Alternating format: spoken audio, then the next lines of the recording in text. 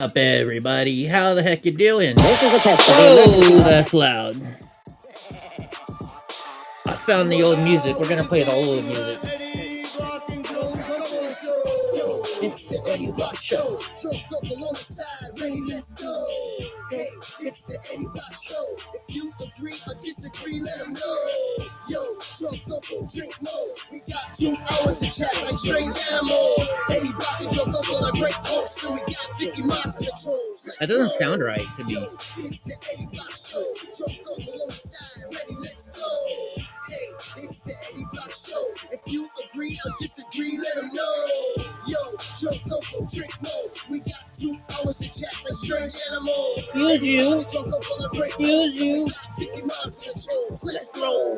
Drunk and Eddie, Carol keep him in check, along with John Wick and Steve Pence. Johnny Yuma, he got the right diet. Mr. Nice Guy, looking heavy, I might try it. Maddie, Courtney, and Evo Knievel, we all know the Lord is coming back for his people.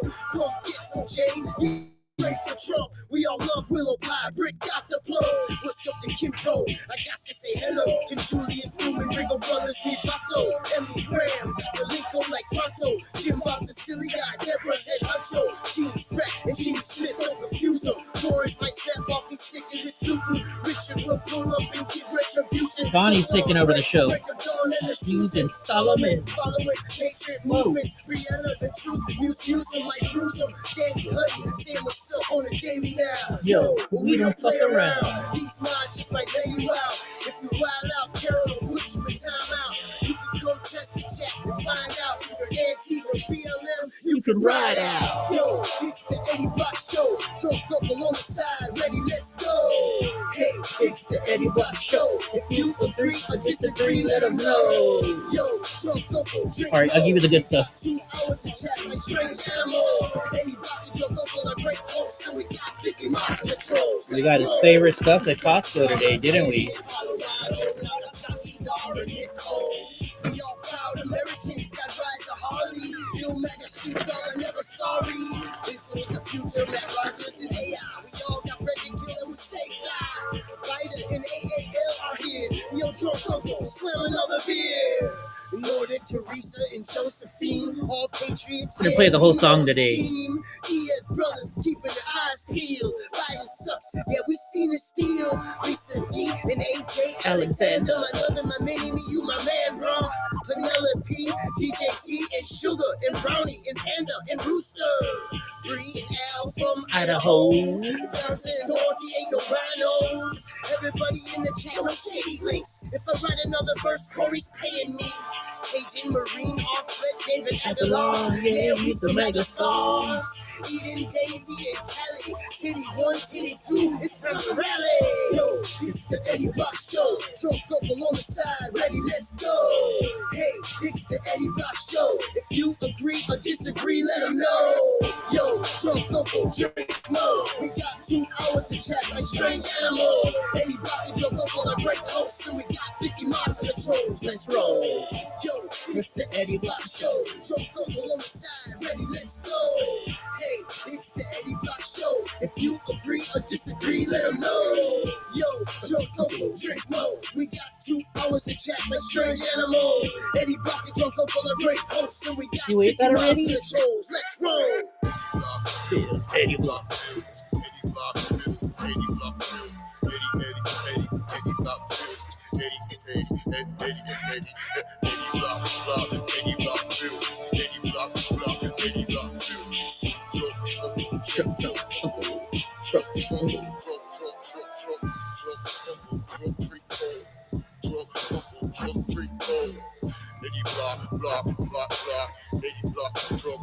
drink more.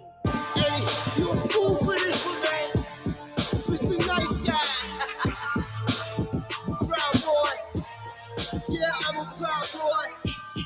Here to tell y'all, the movement is here, baby. We here.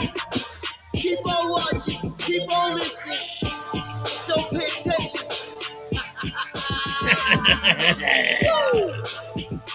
2021. We're in the house. Trump's coming back, baby. Conservative.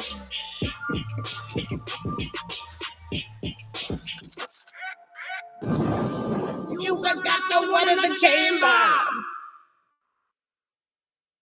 Oh, what's up, everybody? I haven't played the full song in a long time, so I figure why not play the full song? Heck, I should almost play the other song too. You guys can vote. Which one do you like better, my old song or my new one, or the newest one? But even though Drunk Uncle's not on the show anymore, still like this one too. It's a whole different mode though, or mood, or tone. Eddie Block Film Show. Eddie Block Film. Eddie Block Film. Eddie Block Film Show. Eddie Block Film Show. Yeah, we watching Eddie, getting facts ready, keeping all the cameras steady, audio ready, so unlock, yep, and load. I don't know which one you guys like better. Eddie Block. The old one is so long because we had a lot. We used to have 50, 60 people on average in my show.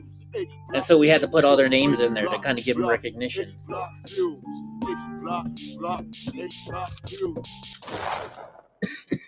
Sorry. Great. Sorry about that. We're coughing. It's a coffin day. We just got back from Costco. Pretty interesting. Met a whole bunch of cool people over there, like always. And at Vaughn's, we met. It's funny, though. So at Vaughn's, this lady walked by with a little tiny poodle, no service vest on, and Donnie's just sitting there looking at it, and this dog just started, the little dog, so they started chirping, and Donnie stood up a little bit and just stared at him, just like, come on, dude. People like that, they're not real service dogs. Then we're at Costco, same thing. This dog didn't bark at Donnie at all, but this lady walked in, no service vest, and then on the way out, she's carrying the dog, and I'm kind of like, okay. Because therapy dogs are not allowed in restaurants, stores, stuff like that. Only actual service dogs. So I was like, what service does he do that you have to carry him? So I thought that was kind of weird. Donnie, once again, was just like, what's up, yo? Like, Donnie doesn't even care anymore. He's just like, I'm the man with the plan. Who's the man with the master plan? With the motherfucking gun. I won't say the N-word. An old song. Some of you guys might be old enough and into rap that you might know what song I'm talking about. Oh, let's see. Let's go. Let me see if I can find it real quick. It's my show. We can do whatever we want, right? Let's see. Who's and with master plan the let's see, gun. Let's type in gun. Let's see if it pops up.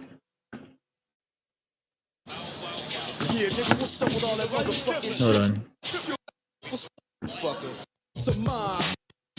No, that's not what I'm thinking about. It's not this one. It's not that one.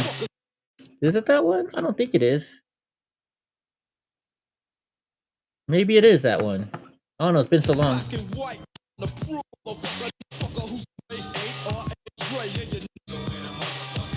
I guess it is.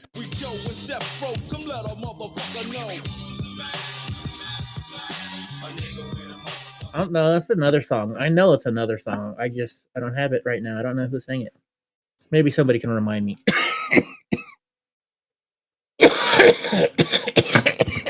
Sorry, guys. All right, let's get started here. So Biden made some comments today to the Times that should make the clemency the easiest to undo, said Howell, the Oversight Committee. You don't need to take the Oversight Project's word for it. Biden told the New York Times after the Oversight Project forced him out of the basement that he authorized broad categories for pardons, and the staff picked the names. So that was definitely not done by Biden. He just said, hey, I let the staff pick the names, right? So it's real easy to mess with them, Not mess with them, but take actual legal action about that with, the auto pen stuff.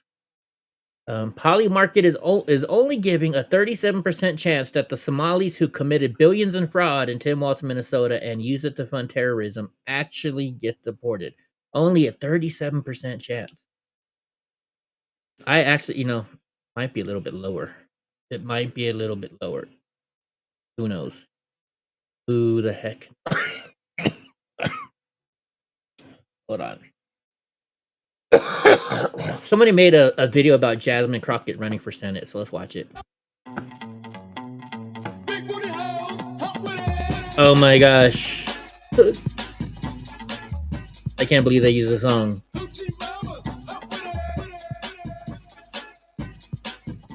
Maybe because these people, they are crazy.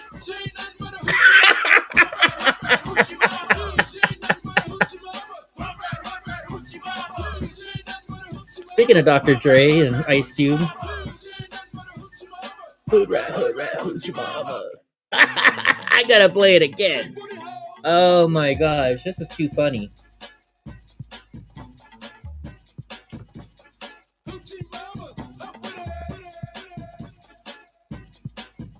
Maybe because these people, they are crazy. Oh man, whoever made this, you gotta give them some props. Hood rat, hoochie mama. Hood rat, hoochie. Oh, it's the Dilly. They always make the good ones. They always do make the good ones, don't they? Yes, they do. Oh my goodness. I'm wheezing. President Trump is down there in Pennsylvania, I think, right, tonight? Let's see what's going on down there. I love this Ilhan Omar, whatever the hell her name is, with the little turban. I love her. She comes in. There's nothing but bitch. She's always complaining. She comes from a country where, I mean, it's considered about the worst country in the world, right? They have no military. They have no nothing. They have no parliament. They don't know what the hell the word parliament means. They have nothing. They have no police. They police themselves. They kill each other all the time. Yep. I love it. She comes to our country, and she's always complaining about the Constitution allows me to do this. We ought to get her the hell out. She married her brother in order to get in, right? You gotta love President Trump. We got a whole bunch of these right in a row. Oh wait, this is police body cam footage have been released showing the moment that Luigi Mangione was confronted at a Pennsylvania McDonald's. The footage was reportedly shown in court this week. Mangione was seen in body cam footage, identifying himself to officers as Mark Rosario before giving them a fake New Jersey. He even had a fake New Jersey ID. I didn't know that. Okay, let's watch it.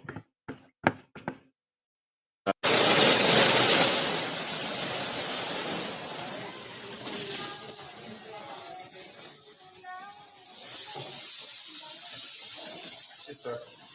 There you go. Yes, sir. Appreciate it. Thank you. Okay. What's your name? Mark.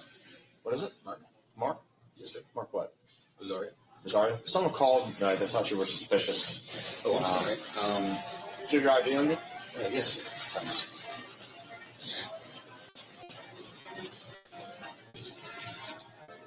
Thought she looked like someone guilty to even run somebody. Where are you from? Player 6, 2729 out of New Jersey. Wow. So I didn't know he gave him a fake ID and a fake name.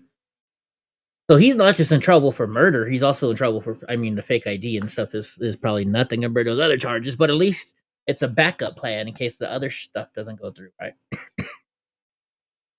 Double trouble. Minnesota taxpayers will now finance a pricey state-level cleanup after a years-long $250 million welfare fraud scheme, effectively paying twice for the failure. I thought it was a lot more than that.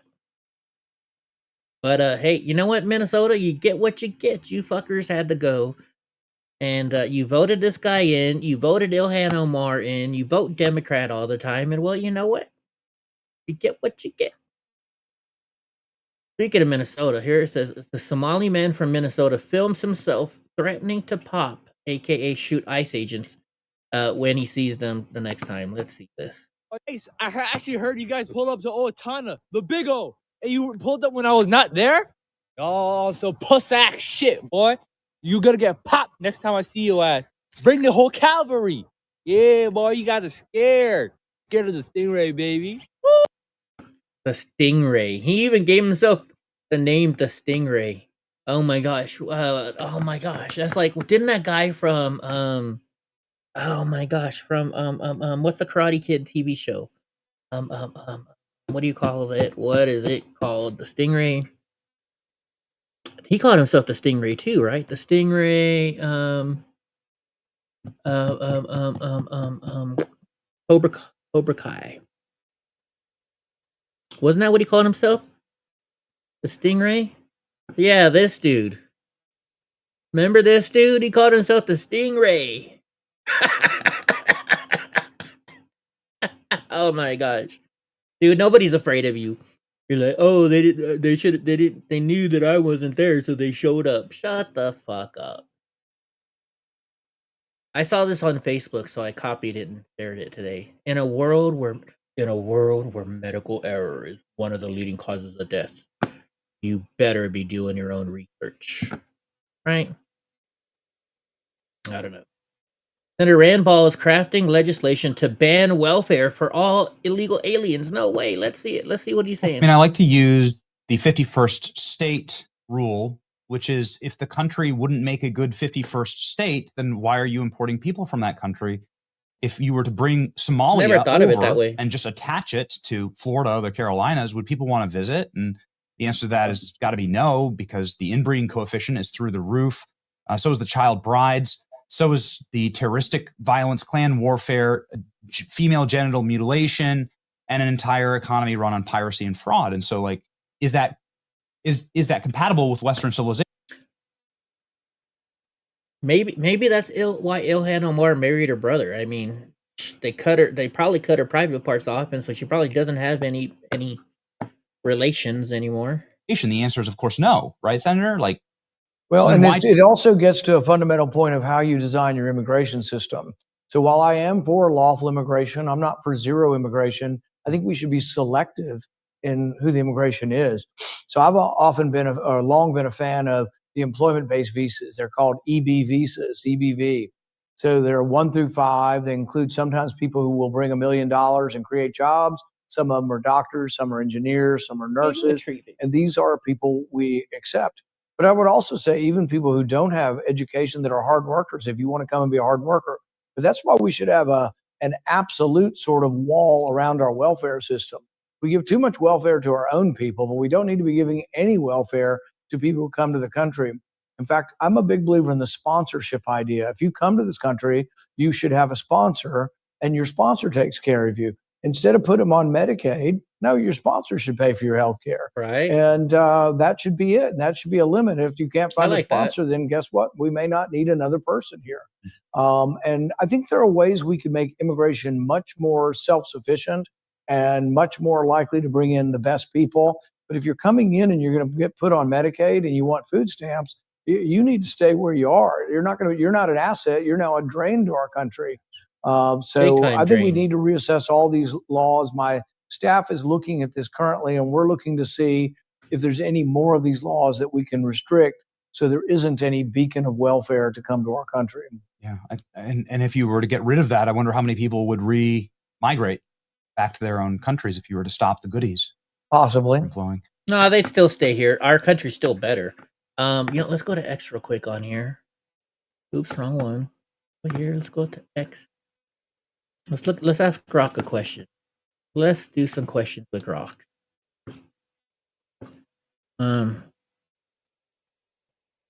Are countries the worst countries or the country's worst immigration policy?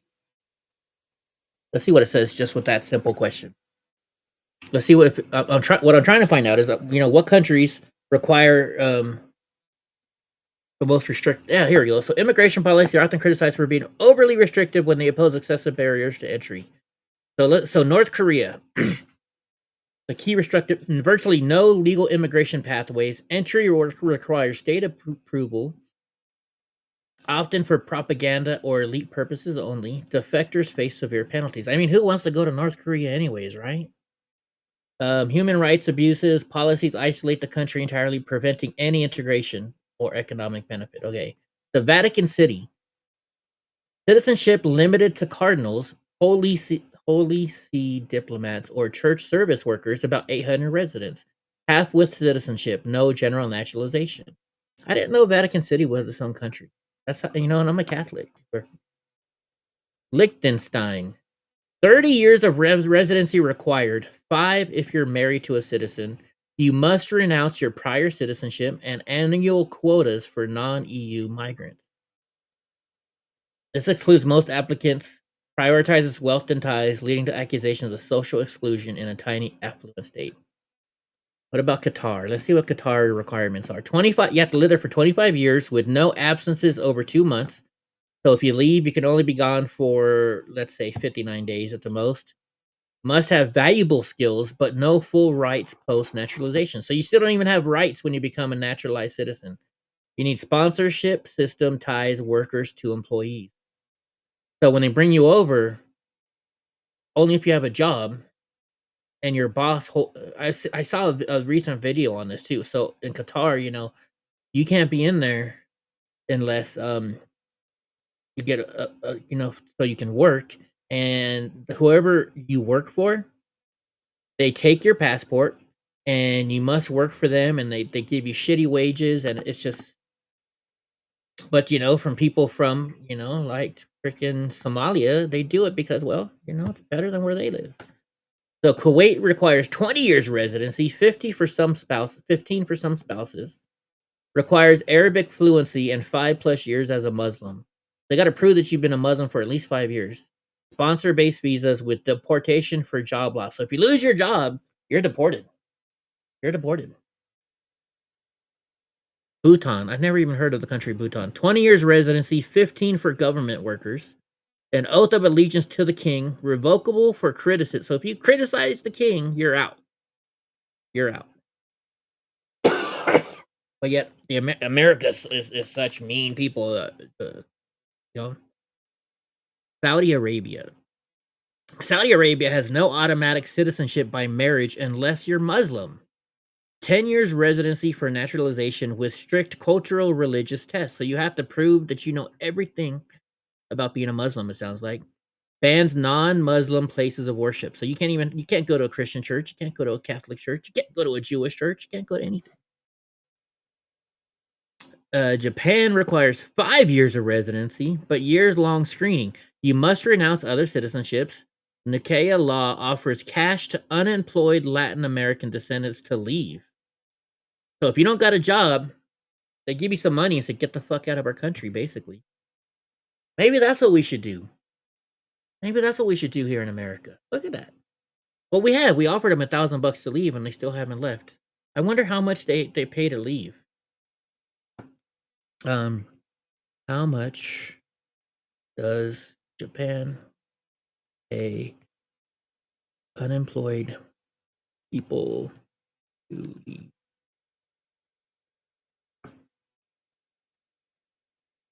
Paying unemployed people to leave refers to 2009 emergency reparations, blah, blah, blah. Amount per unemployed worker, 300,000 yen, approximately $3,000 at the 2009 exchange rate. Amount per family member then is 200,000 yen, which is $2,000.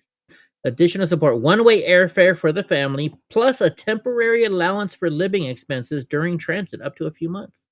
Total for a family, for example, a worker with a spouse and 2 children could receive up to 900,000 yen, which is like $9,000 plus flights. Eligible only if you're unemployed and holding a Nikkei visa up to 3rd generation Japanese ancestry. Interesting. What's up, brah? Population of Qatar is 2.8 million. And what is Qatar? So let's go back up here to Qatar. So Qatar says, in order to become a citizen, you have to live there for 25 years with no absence over 2 months. You must have valuable skills, but no full rights. They don't get any rights, even though you become a citizen. You got to get sponsorship into the kafala system, ties to workers and employees. All these other countries, let's see Australia. Mandatory detention for unauthorized arrivals.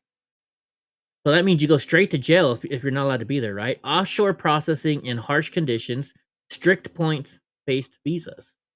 So human rights violation, indefinite detention. So you just get thrown in jail. And that's in Australia. I hope you should know this is Australia. In Hungary, the border fence since 2015 pushes asylum abroad, ruled illegal by the EU court, but they don't care. New guest worker permits limit the family and long-term stays. In Denmark, they have harsh asylum rules, revoking Syrian permits. So if you're Syrian, you can't get into Denmark. Deeming parts safe. 24-year-old age rule for spousal reunification. Cash incentives to leave if you're unassimilated. So they're saying our policies are bad. We just let the motherfuckers in and give them welfare right away. Give them cash. Why? I got to make a video on this now. That shows you, why would you go to another, why would you not want to come to America? We give you cash, we give you welfare, we give you food stamps, we give you a Section 8 to live. Right? But all these other countries will throw you in jail. I'm definitely gonna have to make a video on this. So Senator Rand Paul is crafting legislation to ban welfare for all illegal aliens. Says those who can't afford to be here should stay home. Let's see what this is. This the same video we just watched? 2 minutes and 18 seconds? Where was it? I just had it here a second ago. Oh yeah, Gross, since you weren't here to see this, I'll play this video again for you. Big booty hoes, hop with it.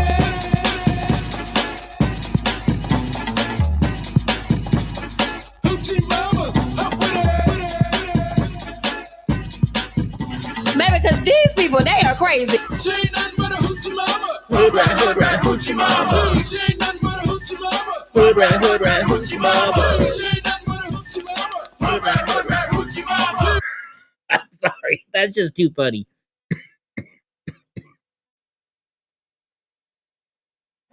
Sorry, that's just too funny. If you don't find that funny, then you don't belong in this show. If you don't believe that's funny, then just belong in another show. Oh wait, we already read this. That's why. Didn't we? Let's watch it again. Oh no, we watched it. That's why we watched it. All right, Justin, Florida Sheriff Grady Judge. Oh my, I love this sheriff. He's a badass sheriff. Unleashes on 18 thugs from Philadelphia stealing thousands in merchandise from Dick's Sporting Goods. So they left Philadelphia, drove down to Florida, and stole from Dick's Sporting Goods. Well, these are obvious idiots, because if anybody's watched any of the police videos, and they're all from Florida, they don't care. If you get caught stealing a 25-cent piece of gum from Walmart, you're going to jail. Florida does not play. Watch this. I haven't even seen this yet, but I know it's going to be good. I want to compliment the Cocoa Tigers. They won the championship after finishing the season 15-0. It was the Atlantic Coast Youth Athletics Association. And they beat the Thoroughbreds 26-6. I thought we were talking about this. They didn't just beat them, they ran over them.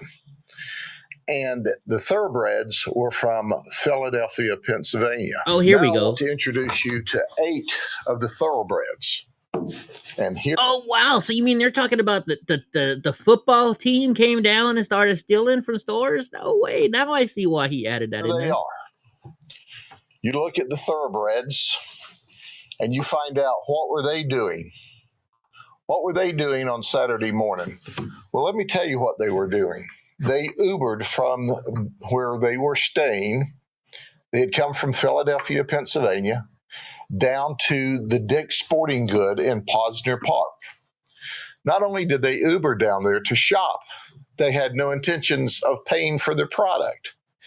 So they came into the store in 2 groups, and they began to systematically steal product.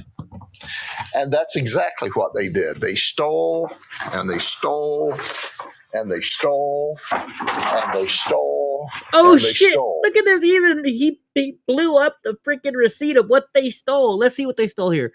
Nike men's fleece hoodie, $50. Carhartt knit rubber patch beanie. Oh, I want one of those. $18. They got a second watch hat for another $19. Under Armour men's fleece hoodie, $110.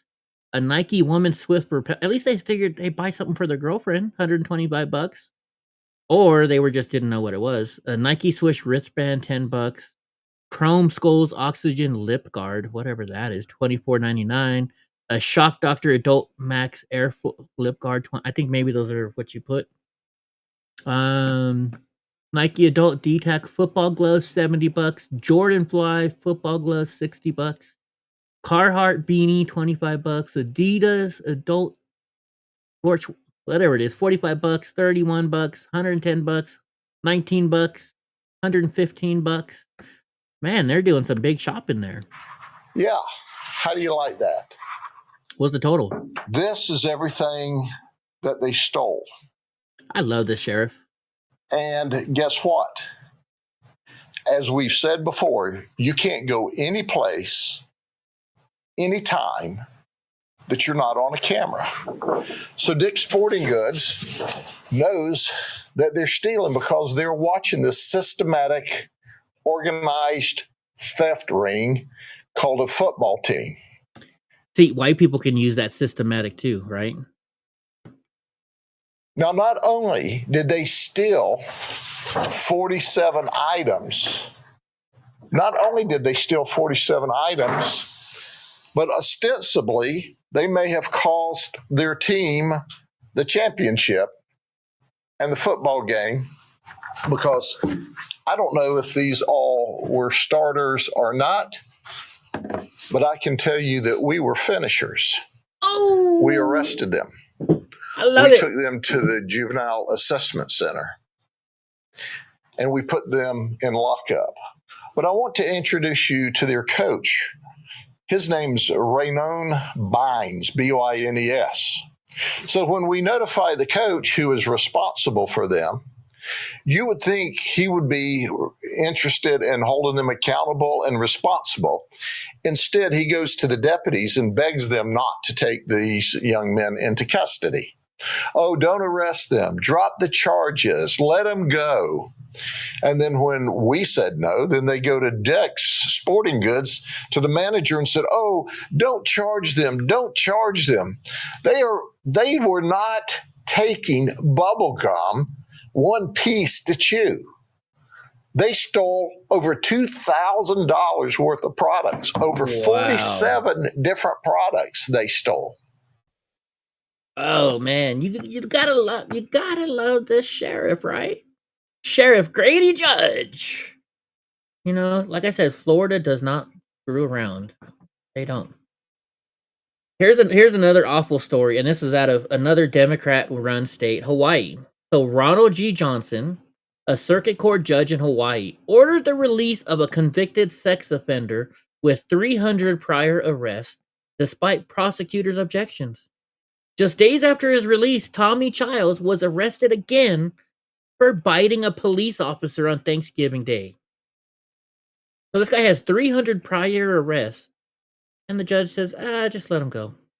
Just let him go. Then he starts biting cops. Why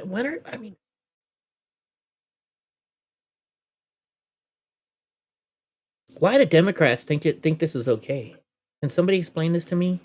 Why do Democrats think this is okay? And you know what? I'm going to open up Discord just in case. Just in case somebody wants to pop in and talk about this. Because I don't get it. Why?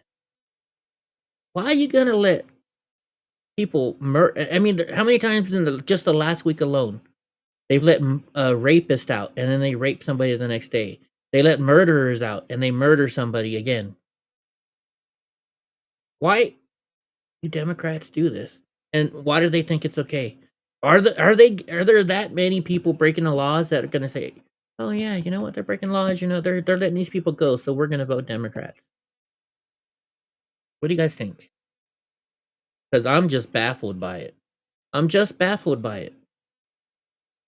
You know, and a guy came up to me in Costco today, and we were talking. You know, he came up and was petting Donnie and stuff, and I was like, well, you know, he's like, wow, he's very well mannered and this and that. And I was like, well, yeah, you know, I'm a journalist and I've traveled the country quite a bit, and so he's been everywhere. And this guy's like, oh, you're a journalist, huh? And so he started talking to me, and then he's like, well, I hope you do the right kind of journalism. And so I instantly knew, and I'm like, well, what do you mean by the right kind of journalism? He's like, well, I hope you voted the right way in this election because these fucking Democrats. And I was just like, I knew it. But so this guy brought up a question today, and he's like, Eddie, I got to ask you. And he's like, what are your thoughts? Because this baffles me. And he's like, Look at all civilizations. You know, you have all these people that were intelligent. You know, look at the what they built with the Great Pyramids, and look at all these cultures that were engineers and designed stuff that we don't even know today how they designed it. And yet they all lost their countries. They all lost their civilization, and they were booted out. Like, why do you think that happens? And I honestly, I'm like, you know what? I don't know. I don't know. So this man asked a really great question, and hopefully I might start researching it or something like that. I got a lot of things to research. Speaking of people getting out and getting arrested. So a United Kingdom girl was raped by migrants, illegal aliens, right? The lawyer says they didn't know women have rights. So they're making excuses for the illegal aliens, saying, well, you know, in their country, women don't have rights. Why are you letting people like that in your fucking country in the first place? And why are you defending them? I don't get it. And somebody please explain this to me. Have you seen Britain lately? Have you seen London lately? I've seen a lot of reports of people saying, I'm afraid to go out at night in London. And it's not just certain spots. I'm afraid to go out anywhere in London. So let's hear what they're talking about here. Let's see this. And I'm sorry, but if you as a country allow young men who come from countries in which women aren't even classed as second-class citizens, and you put them up in 4-star hotels, allow them to work illegally, their attitude towards women is completely different to ours. So the social effects of this are appalling as well. And I'm sorry. Well, this is from the UK, so let's see what he says here. Look, it says, there are cultural differences, he added. He is not used to a society where women are free and deemed equal to men.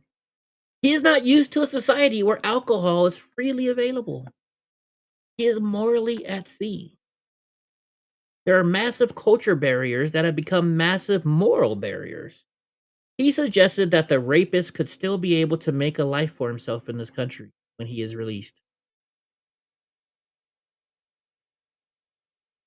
Are you fucking kidding me? Are you kidding me? Mike Howell says, I am actively involved in obtaining ballots from Fulton County, Georgia. And some other stuff is happening in Georgia. So I really have nothing that I can share publicly about this time. And he's talking to Harmeet Dillon. So let's see what he's talking about. He says he can't say more, but let's watch it. You're cleaning up a lot of messes that are out there. And I know there's only you and a few others at the helm, and you need all the help you can.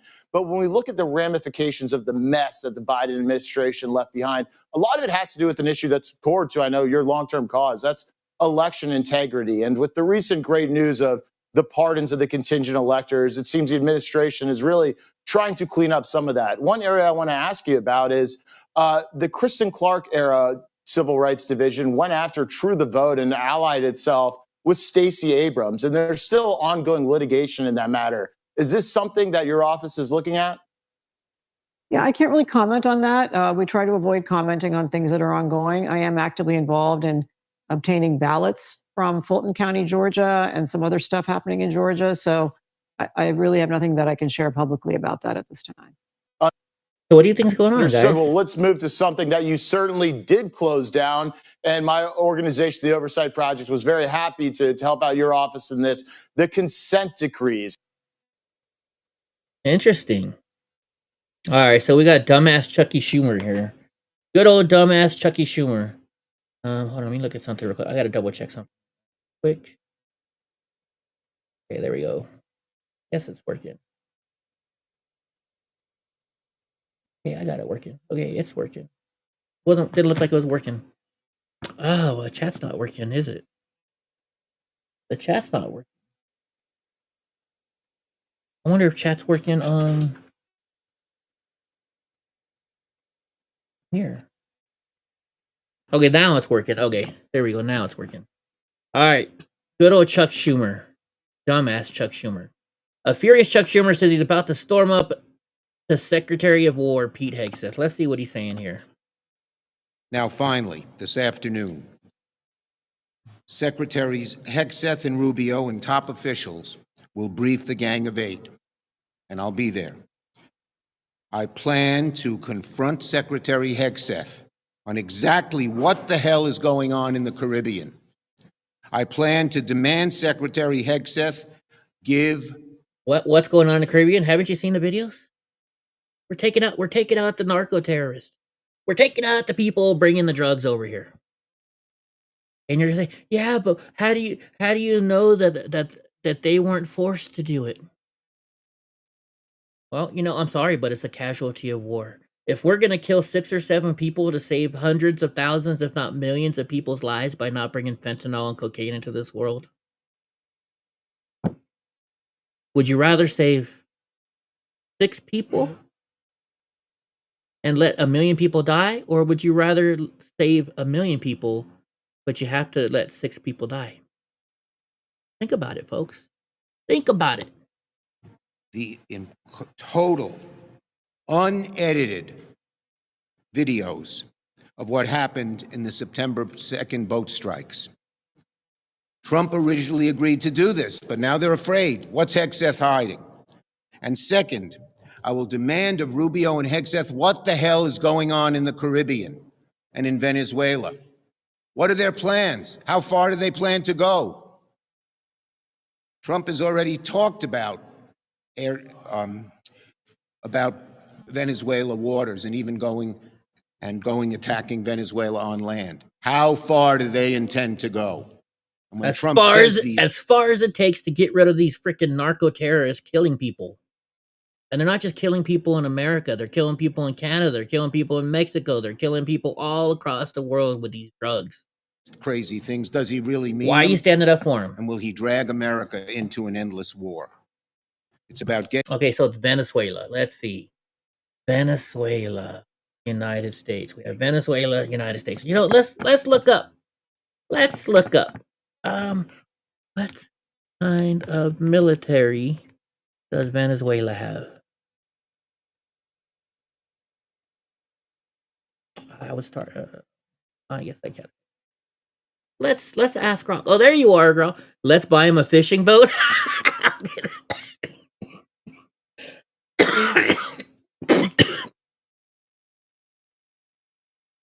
Best one of the day, Graw. Best one of the day. Okay. Venezuela's military, officially known as the Bolivarian National Armed Forces, is a significant region of power, ranked 50th globally in military strength. Wait a minute, a significant region? They're ranked 50th. We're ranked number 1, aren't we? Isn't America ranked number 1? Hold on, I gotta do this. I keep forgetting my hand signals on here. It says the Firepower's 2025 index and 7th in Latin America. It emphasizes asymmetric warfare, territorial defense, and internal security over power projection shaped with the Bolivian ideology. Their main branches. Well, let's see what they have. So they have about 115,000 people in the army, land operations, organized subdivisions, 24 zone commands, notable equipment, tanks. So they have 240 tanks.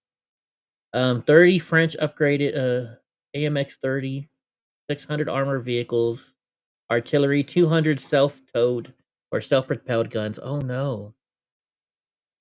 Their navy has 6 frigates, 4 submarines, 50 patrol vessels, 2 landing amphibious ships. What's up, Paul? How's it going?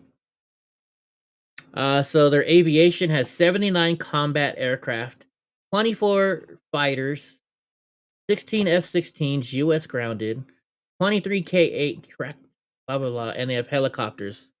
What else do they have? Their National Guard, who cares about that? Small arms, man-pads. Okay, let's ask Grok the main question. In a war, who would most likely win between United States and Venezuela? And just think about it. When we win, we can take all their oil. We'll have more oil. We'll have more oil. Hypothetically, war, United States versus Venezuela. In a direct military confrontation, the United States would overwhelmingly win against Venezuela.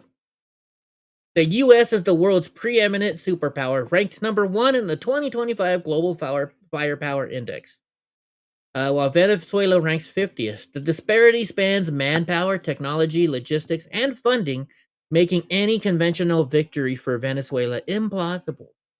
Even asymmetric scenarios, example, guerrilla war, blah, blah, blah.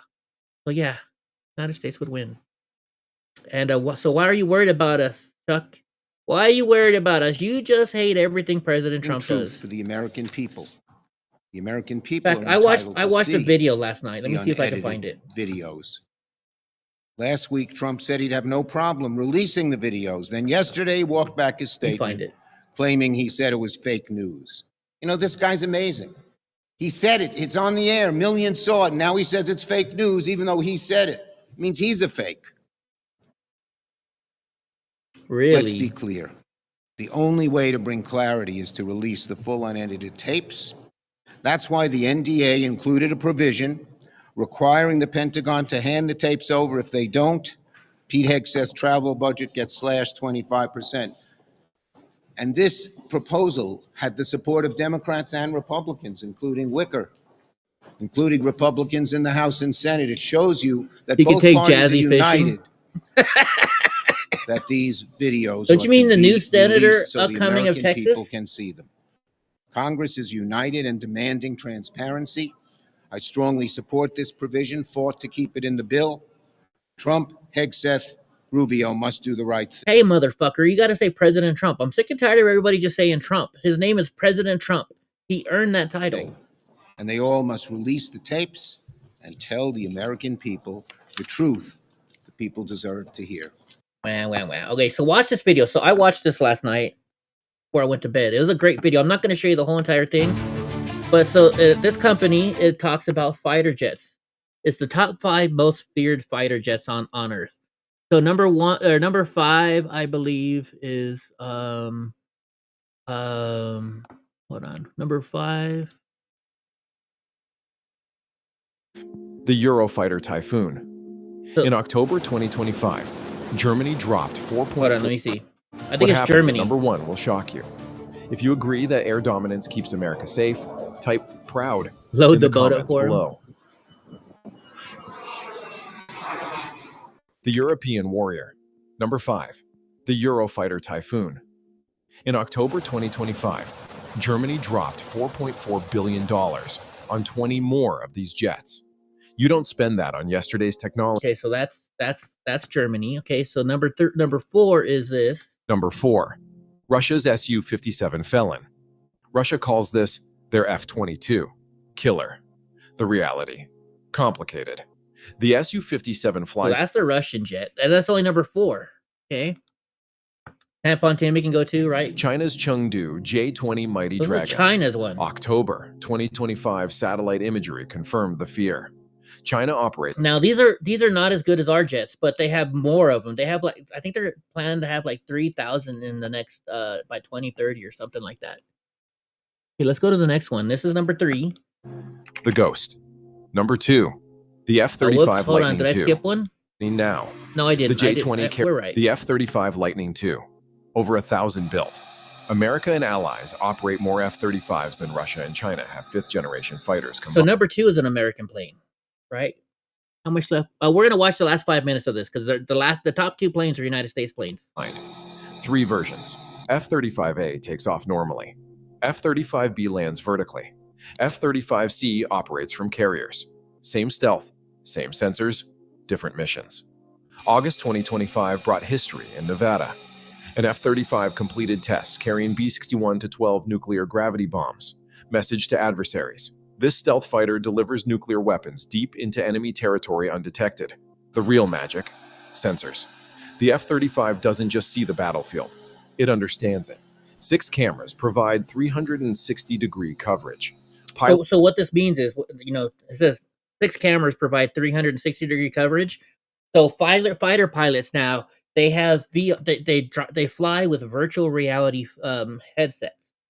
Okay, and so if they look down, they don't see the floor of their plane.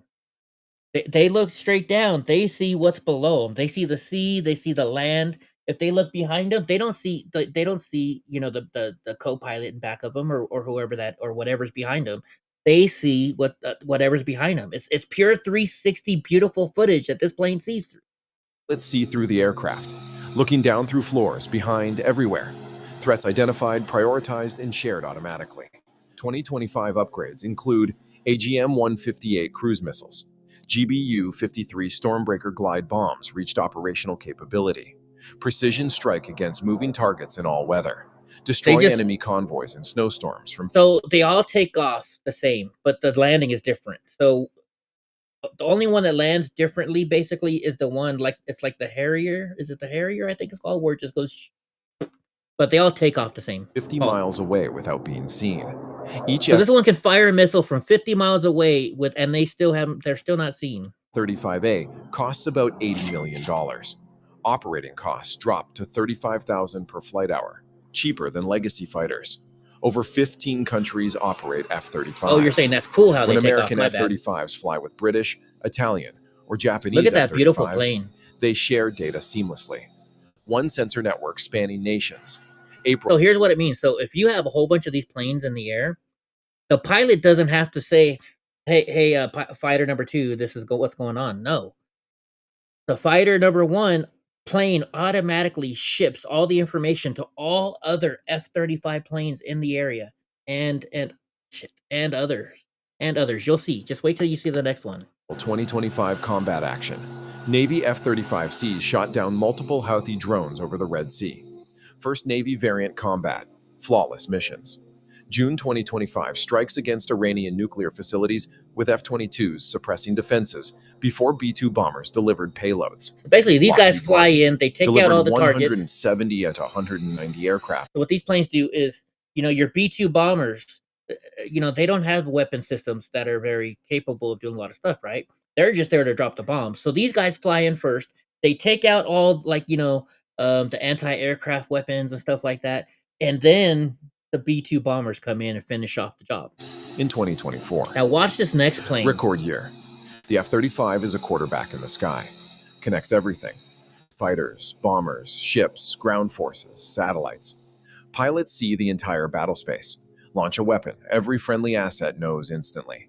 Pilots say simply, this is the aircraft you take into combat, the quarterback of the entire fight.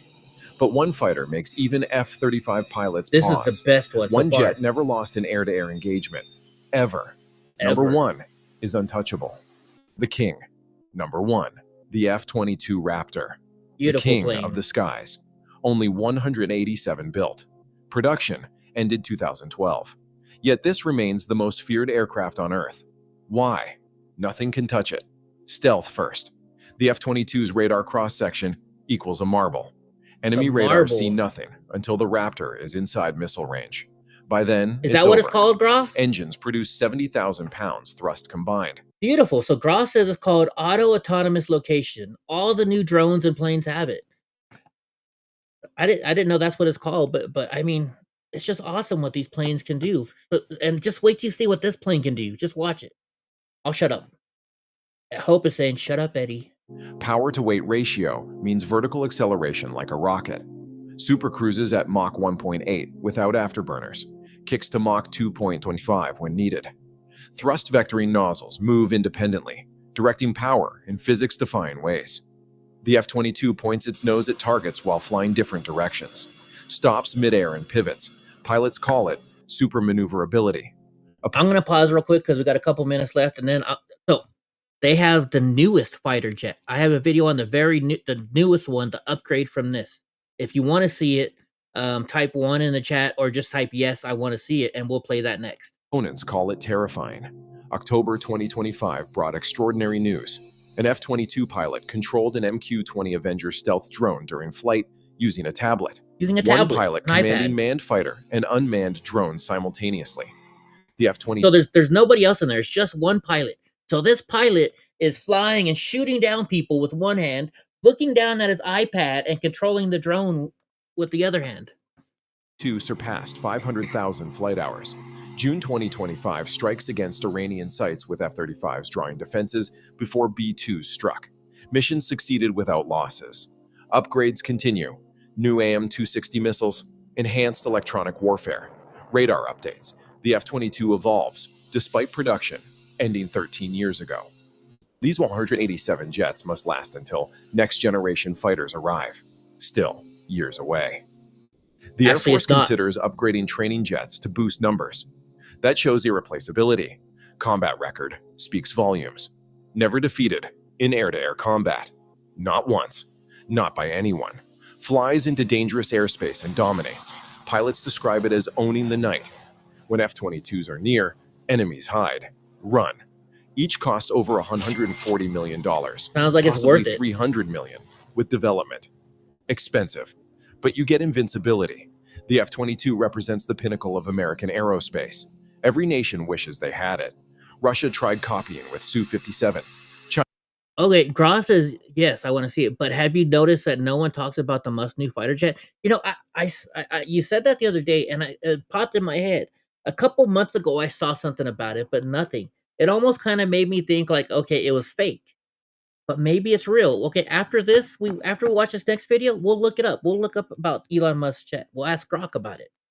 So this is and that beyond. plane we just looked at, the F-22 Raptor. This plane is that plane is awesome and like one of the best in the world. It's the 5th generation plane. Now we're coming to what's called 6th generation plane, and it's going to be ready by 2028. Right now, in a 2028. secured facility in St. Louis, Missouri, Boeing workers are building something that will change The only problem is it's being built by Boeing, which scares the shit out of me. air warfare forever. The F-47, America's first true 6th generation fighter. And it's not just a concept anymore. Production has officially started. September 2025. Not only that, the they're Air Force flying Chief it of right Staff now. confirmed it himself. This jet will fly in 2028. The But here's what 2028. they're not telling you. Secret test flights have been happening since 2019. Experimental prototypes logging hundreds of hours. China just revealed their 6th gen fighters too. The race is on, and we're about to show you exactly what's at stake. Welcome to Jet Insight. For years, the next And generation sorry guys, I've been on like my stepdad the other day. He's like, "Have you seen how they built the Gerald Ford aircraft carrier?" And I started watching that documentary, and then it led to this documentary and another documentary. So I've been on this stuff for a while. air dominance program was one of the Pentagon's best kept secrets. Whispers in defense circles, classified briefings, massive budgets buried in line items. But now the curtain is lifting. The F-47 is real. It's being built. And it represents the most significant leap in American air power since the F-22 Raptor rolled off the line 2 decades ago. And there's Today, only the stuff they we're can breaking tell us down about. everything we know about this game-changing aircraft. Defense industry. Boeing wins the contract. After a rigorous and thorough competition between some of America's top aerospace companies, the Air Force is going to be awarding the contract for the next generation air dominance platform to Boeing. Over $20 billion, the largest fighter development program in a generation. Lockheed Martin, the company behind the F-22 and F-35, didn't get it. This is Boeing awesome. did. Watch this And the plane. workers at Boeing's St. Louis plant, they erupted in cheers. These weren't just employees showing up for a paycheck. These were Americans ready to build something extraordinary for their country. Air Force Chief of Staff General David Alvin said it perfectly. These are people committed to doing something great for the nation, and that commitment is already paying off. Just 6 months after winning the contract, Boeing has started manufacturing the first test aircraft. They're building them right The now. speed is unprecedented. Usually, programs like this take years to ramp up. Not this time. The urgency is real. The need is immediate. And Boeing is moving fast. But let's back up for a second. How did we get here?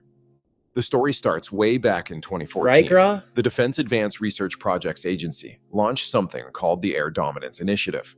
They asked a critical question. How do we maintain air superiority in 2030 and beyond? Because the threats were evolving. Russia was modernizing. China was pouring billions into their military. And America's F-22 fleet, incredible as it is, was getting older. So DARPA started working on experimental aircraft, X-planes, full-scale prototypes designed to test revolutionary technologies. And here's the kicker. Boeing flew their first demonstrator in 2019, before most people even knew the program existed. By 2023, 3 separate prototypes had logged hundreds of flight hours. Lasers. Testing, refining, proving the concepts worked. Before we dive deeper, please take a second to like this video and subscribe. Yeah, like, share, Over subscribe, 98% of viewers watch without subscribing. It costs you nothing, but it means a lot to us. Now, the program almost didn't happen. In July 2024, then Air Force Secretary Well, Frank under Kendall Biden hit the pause administration. button. Costs were climbing. Each F-47 was projected to cost around $300 million. So what? 3 times the price of an F-35. I don't care. The program sat in limbo for months. Think about it. You know, I know some people don't like Carlos Mencia, right? But he talks about it, about the U.S. and how we work, right? Freaking, he said, you know, look at the space race. Russia, you know, we needed some way to write in space. You know, the ink, if you use a regular pen, the ink goes up so you can't write on the pen, right? So what did Russia do? They said, we use a pencil. He's like, but not the United States. The United States are like, fuck that. We're the United States. We're going to build a pen that works in fucking space. So they spent a shit ton of money building a pen that works in space. Because we're America and we're the best at everything. Then China made the decision easy. Spend the fucking December money. 2024, Beijing reveals not 1, but 2 new stealth fighter prototypes. 6th generation designs. Advanced. Threatening.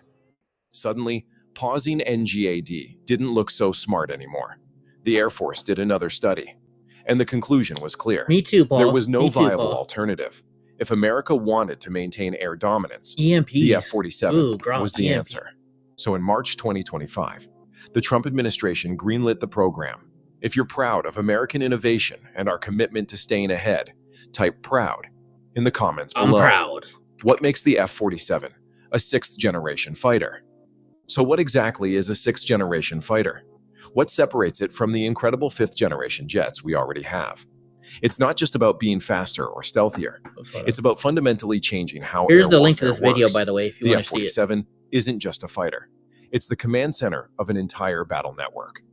First, range. The F-22 Raptor has a combat radius of about 590 nautical miles. It's respectable, but in the vast expanses of the Pacific, it's limiting. The F-47 changes that equation. Over 1,000 nautical miles So of combat twice- radius, twice the nearly miles. double the F-22. That means it can reach deeper into enemy territory, stay in the fight longer, and do it without constantly needing tanker support. Second, stealth. The F-47 takes it to a whole new level. We're talking about all-aspect broadband low observability. Current stealth fighters are optimized primarily against radar. The F-47 addresses everything. Advanced thermal management, engine designs that reduce heat. It's not just invisible to radar. It's a ghost across the entire electromagnetic spectrum. Nice. Third, speed and power. The F-47 will be powered by next-generation adaptive cycle engines, either General Electric's XA-102 or Pratt and Whitney's XA-103. These aren't your standard jet engines. They can actually change how air flows through them during flight. Need maximum thrust for combat? They adjust. Need maximum fuel efficiency for cruising? They adjust again. The result? So think about it this way. You know, they have I don't know if they're all cars or just Chevy, but they have these new Chevys out there, right? And so if you're just cruising along, it goes from 8 cylinders and it turns off cylinders. So it'll go down to like 4 cylinders while you're driving to save gas. But then as soon as you stomp on it, it opens up all 8 cylinders again and takes off. Eddie, do you remember you looked up EMP weapons? I can't believe you can buy them, although they're all expensive as hell. Ooh, that was a while ago, Gra. But I do believe we'll look it up after the we got to look up your plane from Elon Musk, and then we'll look that up afterwards again. Yes. Better performance, longer range, and the ability to supercruise at speeds above Mach 2 without using afterburners. Above Mach 2 with no afterburners. But here's where it gets really interesting. The F-47 isn't designed to fight alone. It's the quarterback of what the Air Force calls a family of systems. That includes collaborative combat aircraft, CCAs. These are advanced semi-autonomous drones, loyal wingmen. Current plans call for about 185 F-47s and over 1,000 CCAs. Think about that. That's 3 Each per manned plane. fighter controlling multiple drones. Those drones can carry weapons, sensors, electronic warfare packages. They can fly ahead into dangerous areas, and they're much cheaper to produce. The F-47 pilot becomes more than just a fighter jock. They're a mission commander. orchestrating a coordinated attack. Is this The plane's badass or sensor what? fusion capabilities will be unprecedented, combining information from its own sensors with data from satellites, other aircraft, and those loyal wingmen, creating a complete picture of the battle space, and then So you're a pilot. You're flying into another country, right? Your plane. You tell your plane, hey, send the drones. So the plane sends out the drones in front of them, and then they're like, hey, can you look on the satellite and see what's going on right now? The satellites will automatically look down, send the information to the drones, then to the planes, and then to the other planes of other members behind you and stuff like that. This stuff is just fucking on it amazing. with devastating effectiveness. Do you think drones will ever fully replace human pilots in air combat? Yes, I do. Drop your answer in the comments. I do. The secret tests and rapid development. Let's talk about something that should blow your mind. When President Trump announced Boeing's contract win in March 2025, General Alvin revealed something stunning. 2 competitive prototypes had been flying in secret for 5 years. 5 years. Since 2020, while the world dealt with a pandemic, Boeing and Lockheed were testing 6th-generation designs. Nice. Hundreds of flight hours, all in complete secrecy. This is the power of classified programs done right. The Air Force used digital engineering.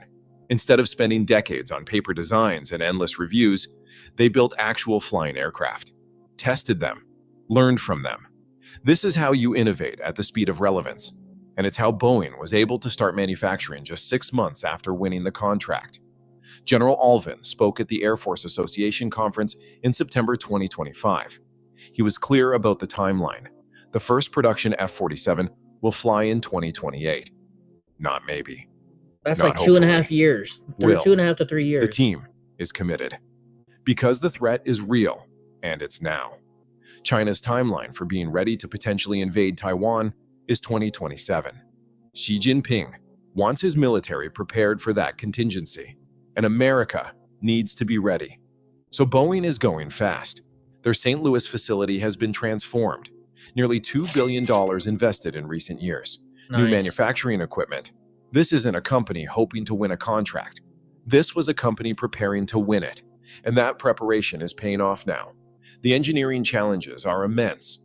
Carbon nanotube composites that save weight, radar-absorbent materials that can potentially self-heal, avionics that process more data per second than entire fighter squadrons Right, could Craw? This is a amazing. generation ago.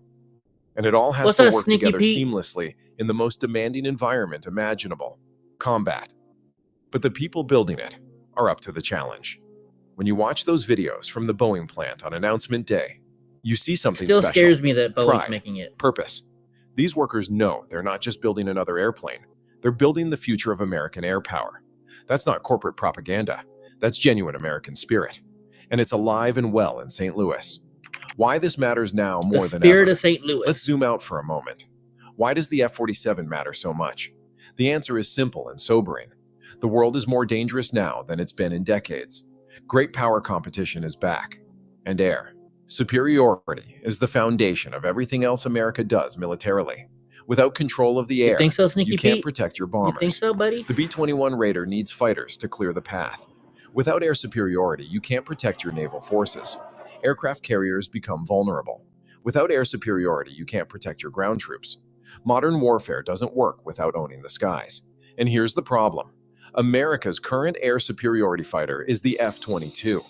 It's magnificent, but there are only 186 of them, and they're getting older. The first ones entered service in 2005. That's 20 years ago. They weren't designed for the threats of 2030 and beyond. China hasn't been Speaking of that, Carl, I think because I watched the other videos on these, and I think maybe so. I don't know if it's graphene or no, that's battery stuff. But so these planes, it has some kind of a rubber paint on it, and the rubber paint absorbs all of the waves, the sonar and stuff like that. That's and the radars. That's how these planes are hidden, and why they call this the Ghost. still. Their J-20 stealth fighter is operational. They're building them in significant numbers. Their new 6th-generation prototypes suggest they're serious about challenging American dominance. Russia has the Su-57. The gap America once enjoyed is narrowing. The F-47 reestablishes that gap. It gives the United States a capability no one else will have for years. That's not warmongering. That's deterrence. When potential adversaries know they can't win in the air, they're less likely to start conflicts. Right? Peace through strength isn't just a slogan. It's a proven strategy. And consider the economic dimension. The F-47 program will employ thousands of Americans, engineers, technicians, manufacturers. It will drive innovation in material science, propulsion, electronics, artificial intelligence. Those innovations will spin off into civilian applications. This is how America maintains its technological edge across the board. The allies are watching too. Japan, Australia, South Korea. These nations depend on American air power as the backbone of regional security. When they see the F-47 program moving forward, it reassures them. It strengthens alliances. It makes collective defense more credible. For our military veterans and enthusiasts watching, you understand why this matters. Your support and voice in communities across America helps maintain the political will to see this through. Can't wait to What see do you these think things in is the person. biggest advantage the F-47 will have over enemy fighters? Speed, stealth, or drone control? Let us know in the comments. The path to 2028 and beyond. So what happens next? Right now, Boeing workers are laying up composite structures, installing systems, assembling the first test aircraft, and piece by piece. It's meticulous work. Quality checks at every stage. Over the next year, that first aircraft will take shape. By late 2026, it will be structurally complete. Then comes systems installation, engines, avionics, everything. Ground testing Oh follows. yeah, I know Does all everything about power that. up correctly? Thank you, Pete. Do the systems talk to each other? Then comes taxi testing. The aircraft rolls under its own power, making sure everything works. And finally, first flight, 2028. A test pilot will take the F-47 into the air for the first time. That first flight will be a massive moment. It will send a message to allies and adversaries alike. America's sixth-generation fighter is real. It flies, and it's coming. After first flight, the test program accelerates. More aircraft join the test fleet. They explore the performance envelope. They test weapons integration. They test stealth. They test the drone control systems. By 2029, assuming everything goes well, the first operational F-47s could begin arriving at Air Force squadrons. Initial operational capability. Units can start training with it. Okay, let's be real here. When the government has shit like this, they don't tell us about it for 20 years later, right? I bet you we already have these and we're probably already flying them. I wouldn't be surprised. But back to this AI stuff, Sneaky Pete, and I get it. I'm scared of AI as well. But everybody has it already. Everybody's using it. So we got to use it while we can, Yeah, it's very scary. But here's one good thing. So Elon Musk is at the top of the game. Elon Musk is the top of the AI game. And the reason why he's told everybody, look, I want the $1 trillion in Tesla stock is because I don't want some psycho coming in here and then controlling my AI. I don't want them using it for bad things. And I gotta say, I got faith in Elon right now. He hasn't done anything to disappoint me yet. So at this point in time, I think I'd rather have that in Elon Musk's hands. Right? All right. So Elon Musk jet, right? Elon Musk. That's what you're asking about, Elon Musk fighter jet.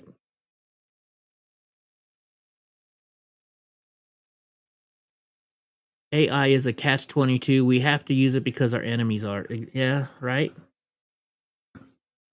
Elon Musk isn't directly involved in developing or owning fighter jets today. His company like SpaceX. Well, do you remember what that was called, Gra? Future warriors or drones and hypersonic jets pilot. Musk argues just like the F-35.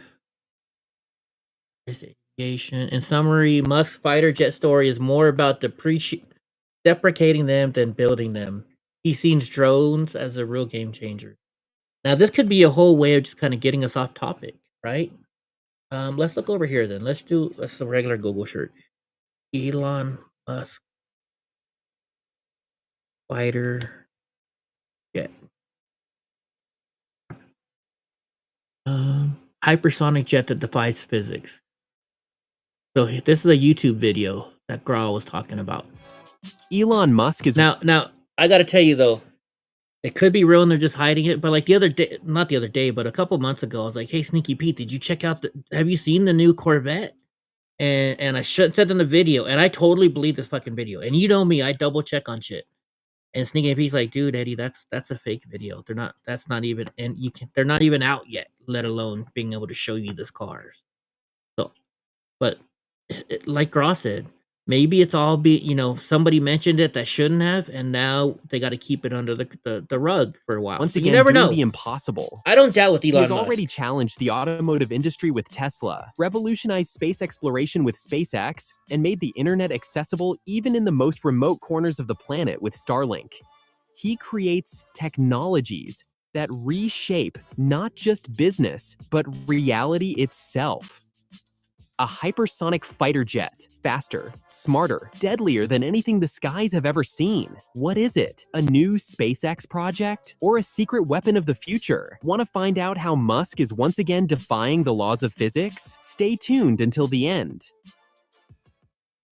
Elon Musk was not just an ordinary boy. He was a true tech geek, born in South Africa. He wrote his first video game at the age of 12 and sold it for $500. While some kids were still playing with battery-powered Right, Sneaky toys, Pete? he was already launching startups. Moving to Canada and the US became his ticket to a world of opportunities. His first major success was the startup Zip2, which helped newspapers integrate online maps. When he sold it for $307 million, it wasn't just a business deal. It was the beginning of a new Okay, era let's for just Musk get right and to it. technology as a whole. Technologies could be integrated so quickly. What happens when SpaceX reaches its goal? When all these technological breakthroughs align and rockets become highly affordable and widely used, chances are we'll witness even more incredible discoveries than we can imagine today.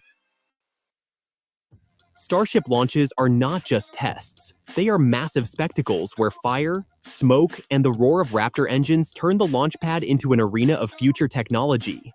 Imagine this: 33 methane-powered Super Heavy engines ignite simultaneously, generating enough thrust to lift a 5,000-ton Colossus into the sky. The ground trembles, columns of fire shoot upward, and within seconds, the giant rocket breaks through Oh fuck yeah! Sneaky Pete. That it's called Optimus. Is their robot? I'm definitely buying one of those the for sure. clouds, leaving a white trail behind. But the real magic begins when the first stage, the enormous Okay, they're still talking about this. Let's talk about their jets.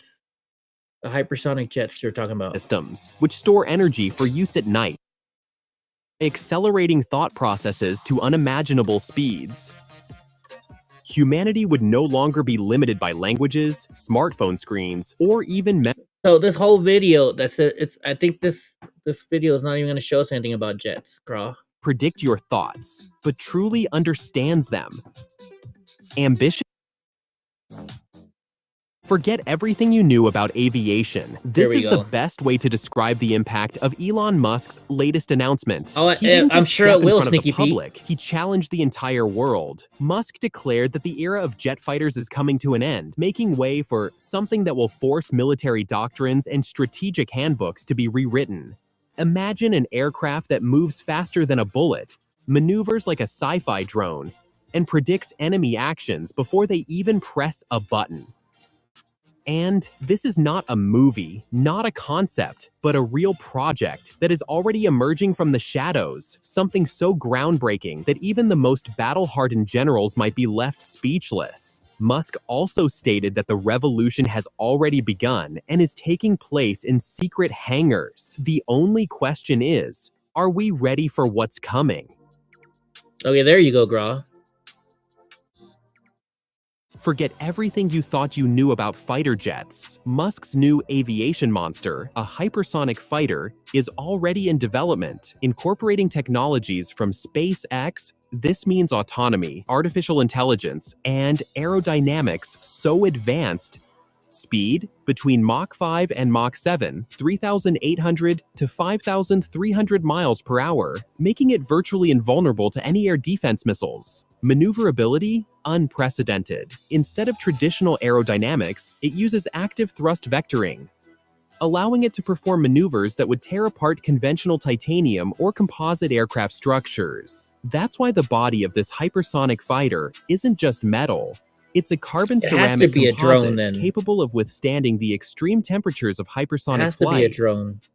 along with electromagnetic shielding to protect against laser weapons and electronic warfare systems. But the most important aspect is how this aircraft is controlled. The cockpit is unlikely to be conventional. The artificial intelligence developed by xAI will be able to instantly analyze the situation, predict enemy actions, and adjust strategies on the fly.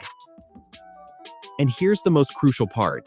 Musk isn't just building a weapon, he's creating a new kind of warfare, where humans are no longer needed in the cockpit, and smart machines decide the outcome of battles in mere minutes. So, Yeah, and I think this has to be true, because if it's doing those speeds that they're talking about, a human body can't handle those G's.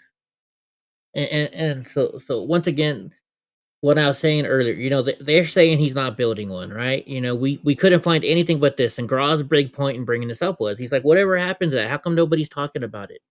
And we always talk about how anything the military shows us has actually been around for 20 years, and they're just now showing it to us. Because why would they tell us about this new fighter jet that's coming, right? Why would they tell us that? So other countries can defend against it? No. So the possibility of Elon Musk actually making a hypersonic jet, it's pretty possible, and they might even have it already. What the hell do we know? Nikki Pete says Musk said they'll be around 18,000 when released. I can't wait. Sneaky One will be working his ass off. So Sneaky Pete's talking about the Optimus thing. Gra wanted us to ask about EMP weapons. Buy EMP weapons. Electromagnetic pulse weapons. An electromagnetic pulse generator. No, where can you buy an EMP, Cora? The military grade device are something you can buy, or not something you can buy or obtain as a civilian. I thought we found we could buy them, Gra. I thought we could buy them. Anyways, well, let's look at this. What are all the capabilities of Tesla's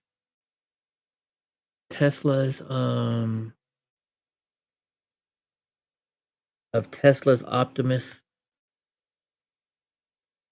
robot?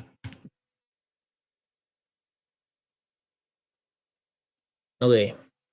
Tesla's Optimus, also known as Tesla Bot, is a general-purpose humanoid robot designed for tasks that are unsafe, repetitive, or boring for humans, such as factory work, household chores, and elder care.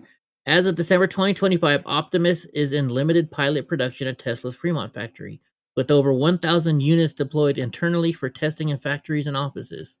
The current iteration is Gen 2 with the transitional 2.5 version, emphasizing smoother full body coordination, AI-driven autonomy, and human-like dexterity. Gen 3 is slated for unveiling in Q1 of 2026, promising near indistinguishable human-like appearance and movements, with production scaling in tens of thousands in 2026. Optimus leverages Tesla's full self-driving AI stack, including neural networks trained on vast real-world data. For perception, planning, and adaptation, it stands 5 foot 8 inches tall, weighs 104 pounds, and uses a 2.3 kilowatt-hour battery for up to a full day's light-duty operation. Key hardware includes custom actuators for quiet, efficient motion, autopilot-grade cameras, force torque sensors in joints and feet, tactical sensors in fingertips for real-life grip adjustment. Safety features limit force output and ensure smooth interaction. While demos have shown impressive autonomy, some tasks are mostly for factories, still rely on teleoperation or human oversight. So walking or gait, natural hill gait, jogging is fluid. Stair climbing, ascends stairs, avoids obstacles. Balancing, maintains yoga poses, balances on one leg, so and so. Full integration, or smooth integration of arms, legs, and torso. Object grasping. So it picks up delicate items like eggs, paper towels, or heavy parts up to 45 pounds.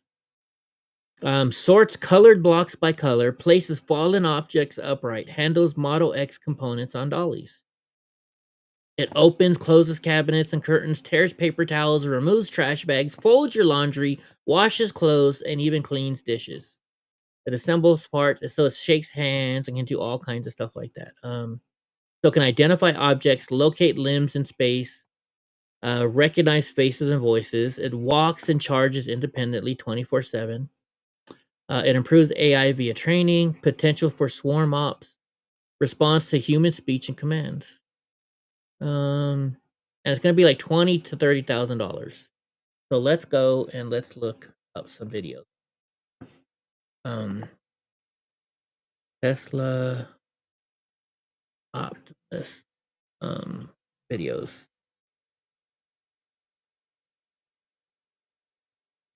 So here we go. So that's it's running. See what other videos we have here.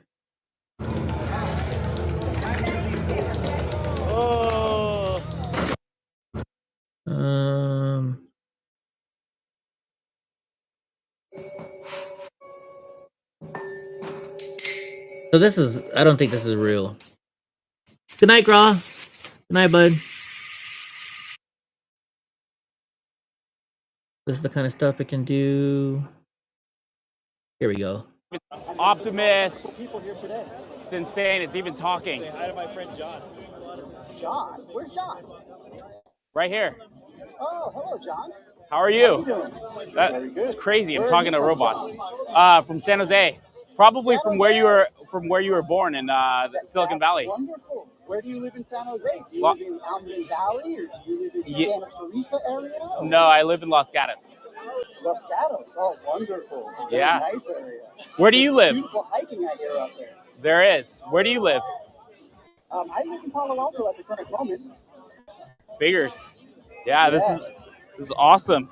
That's where they train us. That's where we get our builds, and that's where we work with a wonderful group of people. What's the hardest thing about being a robot? Trying to learn how to be as human as you guys are. And that's something I mean, look how he's talking to it, dude. Like Elon Musk had him dancing even. Let's see what this is.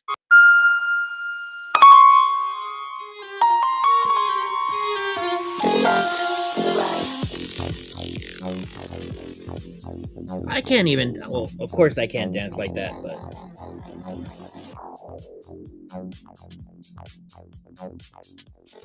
what's up, Gavin? How you feeling, bud? Gavin's not feeling good either.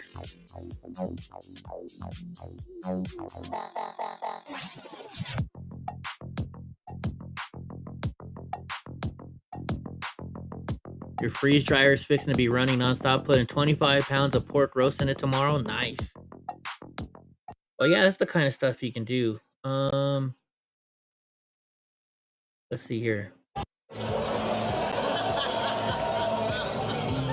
Well, this was him dancing at when they were talking about the Tesla event. And those bots are just dancing. They're no wires. Those are actual robots. Let's see what other videos they have of it. Oh, it's them making popcorn for people.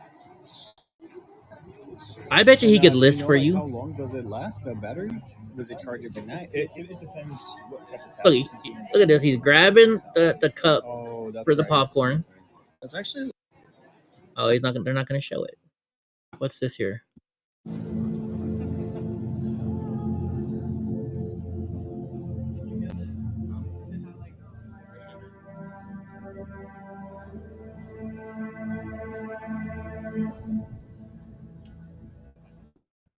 That's pretty smooth the way it operates. It just handed that dude the water bottle. Let's see if it can open it. I wonder if to open it.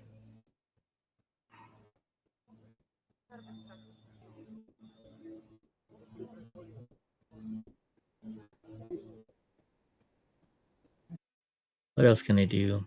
What's this? So that's them running.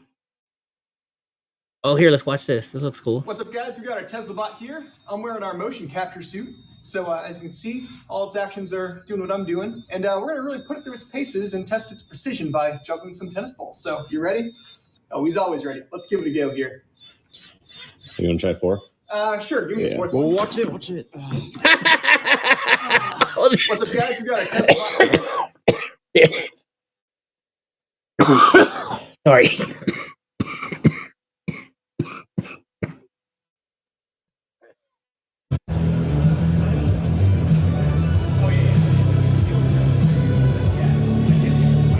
Alright, sorry about that, guys. I didn't mean to cough in your ear. We'll look at one more video and then we're gonna get going to the other stuff. Look, this is him picking up the trash and throwing the trash out.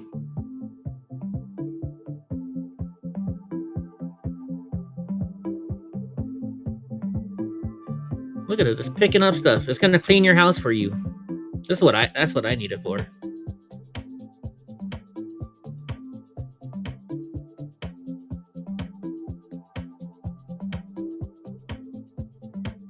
It's not doing a very good job of stirring there, but probably better now.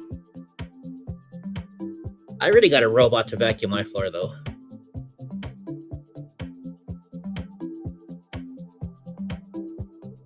Opening cabinets. Oh, can hook up your microwave.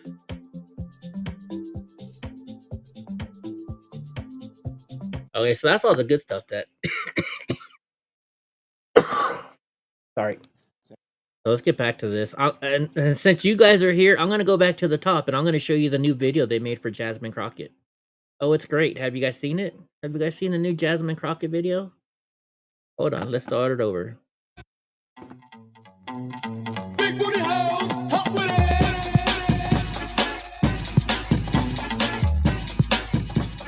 Hoochie mamas, hop with it.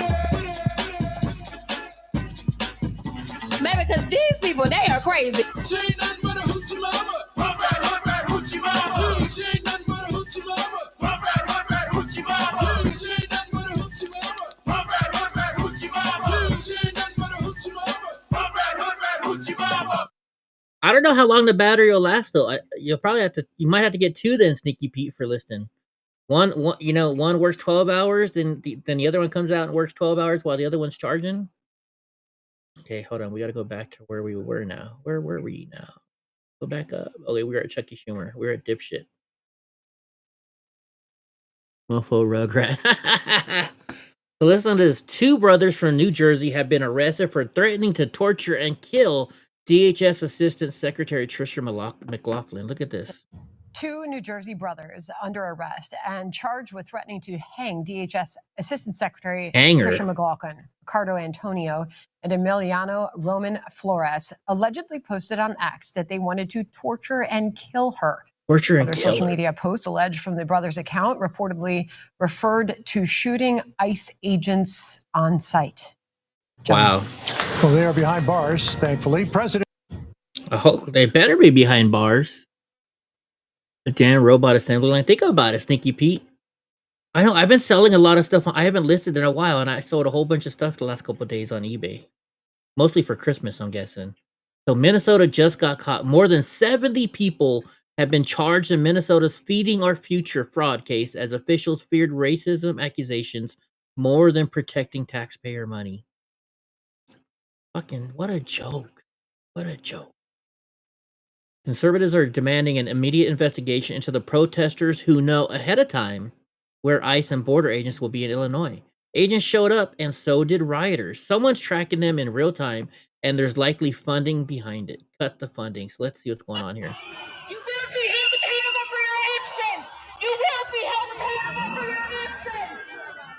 Yeah, how did all those people know to show up there? You're on Mason.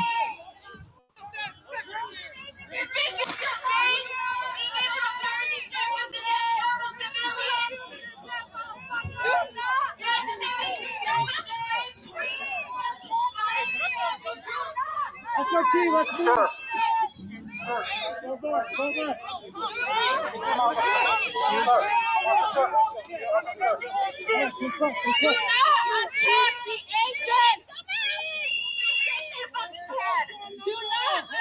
the agent. I'm trying to help. Okay? I think it's more than that app, though, Sneaky Pete. I think it's more than just an app.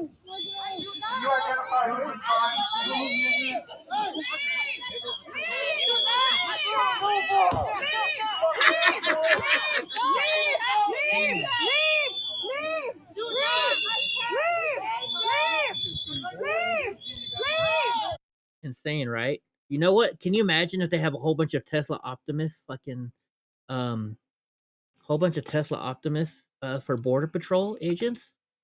It's gonna be like RoboCop. Remember RoboCop? The old version. I haven't seen the new version yet. I'm talking about the old version. Here, let's watch this. All Detroit has a cancer. And this was what, like 1984 or maybe 1987, something like that? The cancer is crime. We need a self-sufficient law enforcement robot. How long will it take? We can go to prototype within 90 days. Where are you from? Metro South. Welcome to hell. All units, sector 9. Better alive. You're coming with me.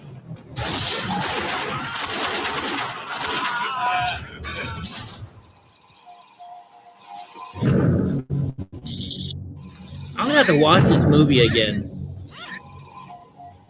You're gonna be a bad mother. Half man. This guy's really good. Half machine. RoboCop. What is he? He's a cyborg, you idiot. All hero. What are your prime directives? Protect the innocent. Let the woman go, or there will be trouble. Uphold the law. Oh yeah, remember that part? He shoots it right through her dress, through her legs, and takes the guy out. You are under arrest. What is this shit? Dude, it's Red Foreman. Dumbass. Yeah, actually, he's suing Portland, and now he's also suing New Orleans, too. Justice gets an upgrade. Looking for me? Your move, creep. But yeah, can you imagine RoboCop becoming real? Those Tesla Optimus robots could be it. Holy shit. California is letting non-English speaking foreigners drive on the roads en masse. It's so permissible that instructors are filming themselves making it happen. Think about this. You know, we don't want these illegal alien driving semis, and they're because, you know, those are weapons, right? You know, 80,000 pound trucks, right? But even regular cars can kill people. Think about it. Even regular cars can kill people, and we're letting illegal aliens who don't know how to read signs, who don't know how to drive any of this. I haven't seen this video yet, but I can only imagine. We're going to watch it together. All right, we're at Fullerton DMV right now. At the Fullerton DMV, down in LA area. Okay, so the appointment time is 8, and then we check in 7:45. So you got to check in first and then light up. You can't just light up with no check-in. A cop auditor. Left to signal.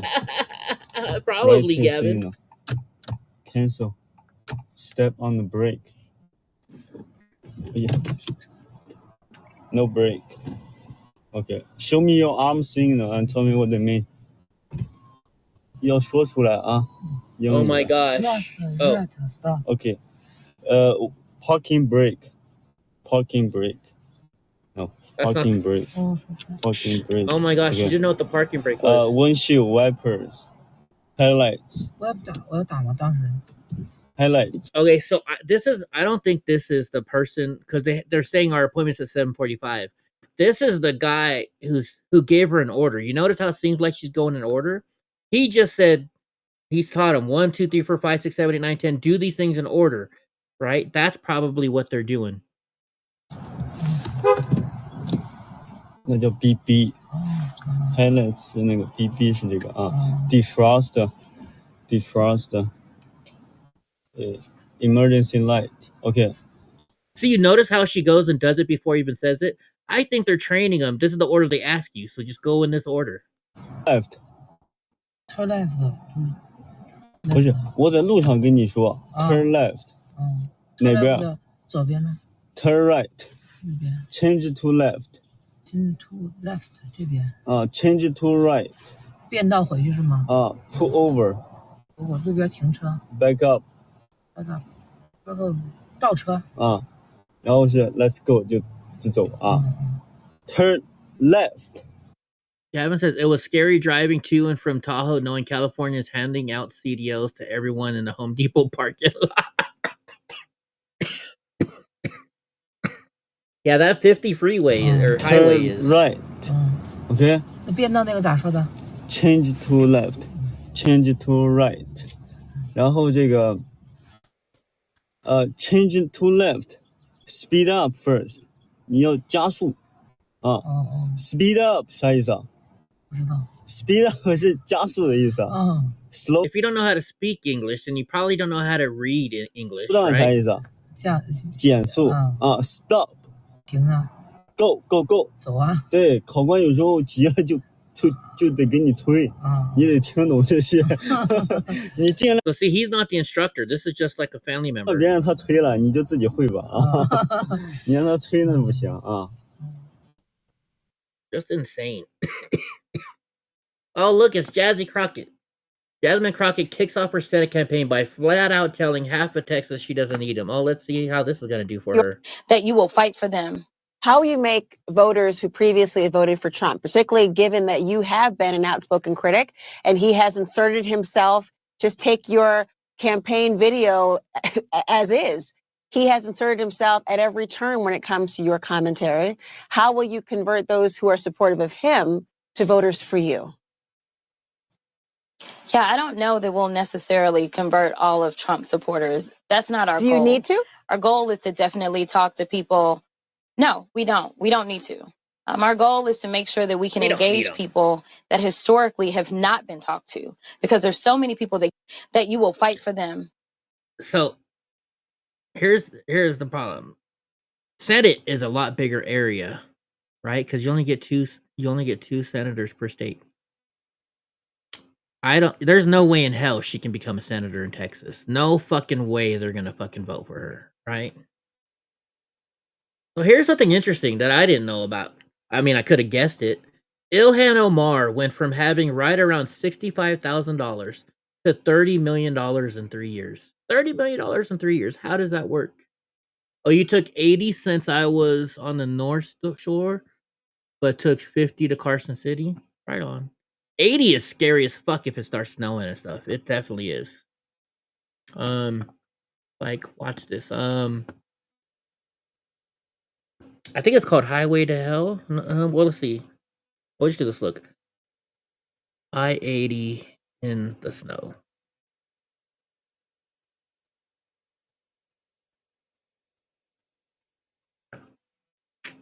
Crossing Donner Pass in California blizzard.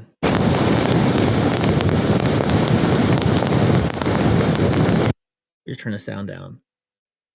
So I've driven I-80 in the snow like this, right? And here's the problem. Like I was just chilling, right? I'm doing like 30, 40 miles an hour, you know, with my fucking my chains on, and I'm following people. We're just kind of doing 30 miles an hour, just chilling.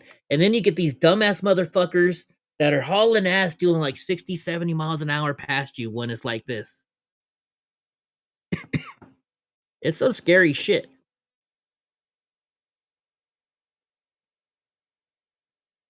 Let's see if they show accidents.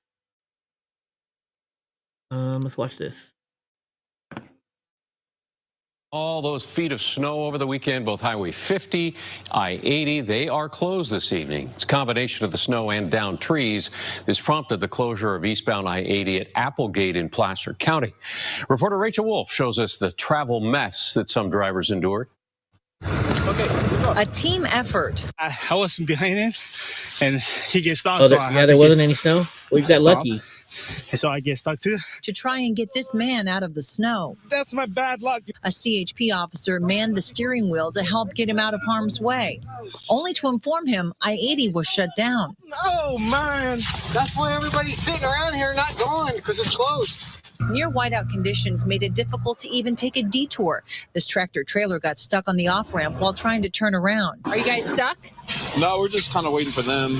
This crew from Vallejo heading to the slopes decided to chill. Yeah, I mean, if they can't get through, we're definitely not going through, so. After seeing others trying to pull around on the shoulder, only to get stranded. Because there's a little bit of a ice lip, and I dropped off the side of it. This tow truck driver called on his day off to help the stranded big rig, and not too happy about it. Let everybody know they don't go prepared. Come prepared with their checkbook. It's expensive. How much is this going to cost him? $450 an hour, $2 minimum. To make matters worse, a $450 an power hour. outage had this nearby gas station idled.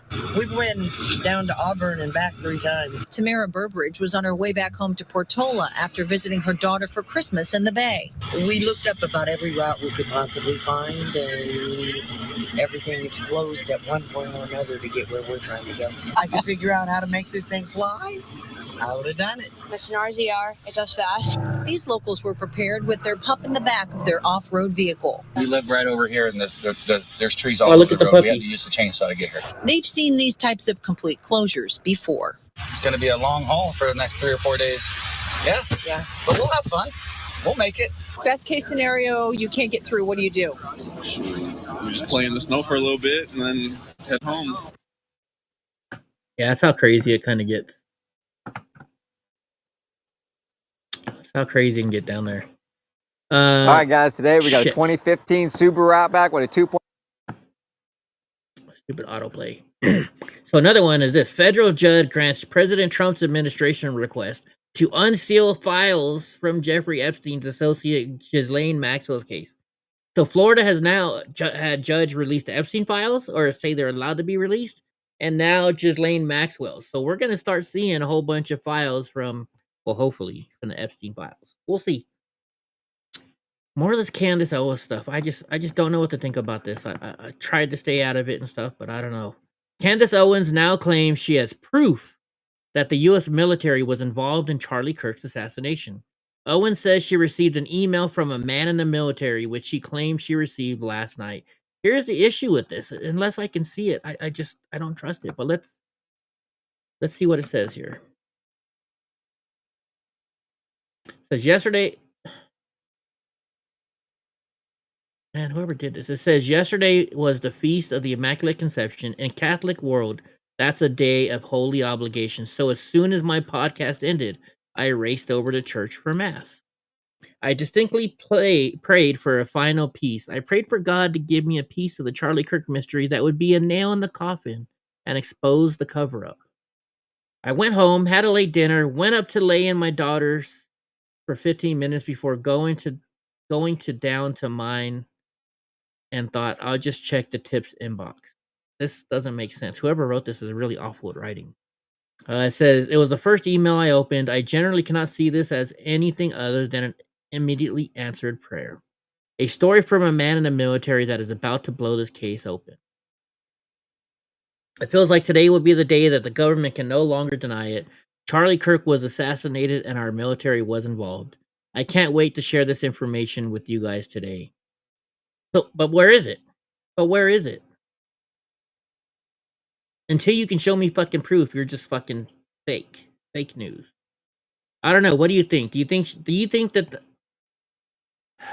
the government assassinated Charlie Kirk?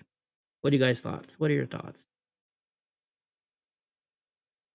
I don't trust the government any farther than I can throw them, but I until I can see proof, which is hard to get from the government, I just don't know. I just don't know. Gavin says Candace is trying to produce a soap opera for views. Don't bother with her. Her season finale will be that Charlie came back as a time traveler. Oh my goodness, Gavin. Oh, that's a good one. All right, let's see what Scott Jennings has to say tonight. Inflation that occurred under Biden was in part naturally occurring due to supply chain bottlenecks and because the COVID pandemic occurred. And yes, it occurred. Like we're on trees? Yeah, okay. So, because of supply chain bottlenecks, that's what I'm talking about. There was of the president's tariffs policy. I know all of human history started in January of this year, but I could take you back 4 years when input prices for agriculture, from fuel to materials to you name it, went through the roof. I know you know a little something about it because you worked under Joe Biden when it all happened. So these farmers, they're in a 10-month period here with Trump, but they just came out of a 4-month. Like I said, when we were talking about Tim Pool last night and all that stuff, I've been avoiding all that BS. I have enough of that BS in my life, and it's when I start seeing that shit, I just scroll right on past. And I know I probably shouldn't, but I can't deal with that shit. So I've been ignoring it. Period where they were dying under the inflationary and affordability crisis caused by Democrats. They support this president. They like what he did today, and they're going to give him a little latitude to get out of it. I don't think that's accurate when you hear from farm bureaus. You don't think it's accurate that inflation happened under Biden? I'm sorry, Donald Trump talked about. Overall, if you look at the Fed survey, people are happy and excited about the job market and the labor market in the United States. That's a good thing. And if you talk to Scott Bessent, he'll tell you that they think in 2026, we're going to see a boom in jobs and growth in this country, thanks to some of the structural changes they made this year. Right, so they're expressing optimism and exuding optimism, and that's what they got to do going into an election. Like, if you saw the video we watched last night from Tim Pool, he was like going off. Tim Pool was going off last night, and I normally don't really watch him. Okay, what happened here? We just skipped, didn't we? Okay, here we go. Okay, there we were. Breaking news: Senator John Kennedy on the Senate floor exposes Tim Walz for intimidating Somali fraud whistleblower. Says a full federal investigation is needed. I don't doubt it. But let's hear what he's saying. These are over several hundred employees from the Minnesota Department of Human Service who administer this program, who just get up every day and go to work and do their job and want to help people. This is what they posted on social media. I'm quoting now, Mr. President. Governor Tim Walz is 100% responsible for massive fraud in Minnesota. Yeah, me either, Stinky. I don't like Tim Pool. I'm sure he wasn't the only one, because this fraud was an open secret. But I'm quoting from what the employee said. Governor Tim Walz is 100% responsible for massive fraud in Minnesota. We let Tim Walz know of fraud early on. Really, Gavin? Employees talking. That's what I mean. All this shit's for clickbait. You know, I mean, you got, is it Glenn Beck fighting with freaking Tucker Carlson, or whoever's fighting with Tucker Carlson. You got the Haas twins fighting with other people. You know, it's all coming down to money. You know what they learned? They learned that shit probably from the truckers. Right? You got Oreo Express fighting with fucking what was his name? You know, you got all these people just fighting, and people watch it because they want to see fights. Because unfortunately, it's a sad world we live in, but everybody just wants to watch fucking fights. That's why people start fights with me, you know, so they can get notoriety and attention and get clicks and all that stuff. Everybody that's out there is doing shit for clicks. Let's be real. I do shit for clicks, right? I mean, when I went out with the Proud Boys and did stuff, I did a lot of times for clicks too, right? I wanted to show you guys the news, but I wanted the clicks. You know? Everybody does it, and it's unfortunate. Hoping for a partnership and stopping fraud, but no, we got the opposite response. Tim Walz systematically retaliated against whistleblowers, using monitoring, using threats, using repression, and did his best to discredit fraud reports. Instead of partnership, we got the full weight of retaliation by Tim Walz and an indifferent mainstream media. It's scary, isolating, and left us wondering who we can return to. And now there are reports coming out, Mr. President. I don't know if they're true, but I know the prosecutors are desperately trying to get the bottom up.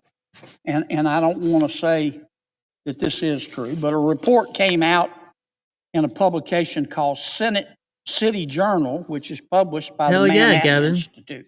Why not? And they are alleging that money, part of this $1 billion that was stolen. Yeah, didn't some people say that Ilhan Omar was paying up to $1,000 per vote? I wonder how she got the money. Oh, now we know. They are alleging that at least a portion of it went to a terrorist organization in Somalia that we've all heard of. It's notorious. It's an organization called Al-Shabaab. They hate Americans. They're terrorists. They want to kill Americans and drink their blood out of a boot. They were taking a cut, according to this claim. Again, I don't know if it's true, but the prosecutors are trying to get to the bottom of it. Okay, you know what? We're gonna go to the lighter side. I've recently been watching this channel called what is it called? It's called 7.4. It's called the whatever channel. Has any of you guys ever seen this? I just found this the other day and I've been watching like a whole shitload of it. There's only us guys here, it seems like. So let's have a little fun and watch this video.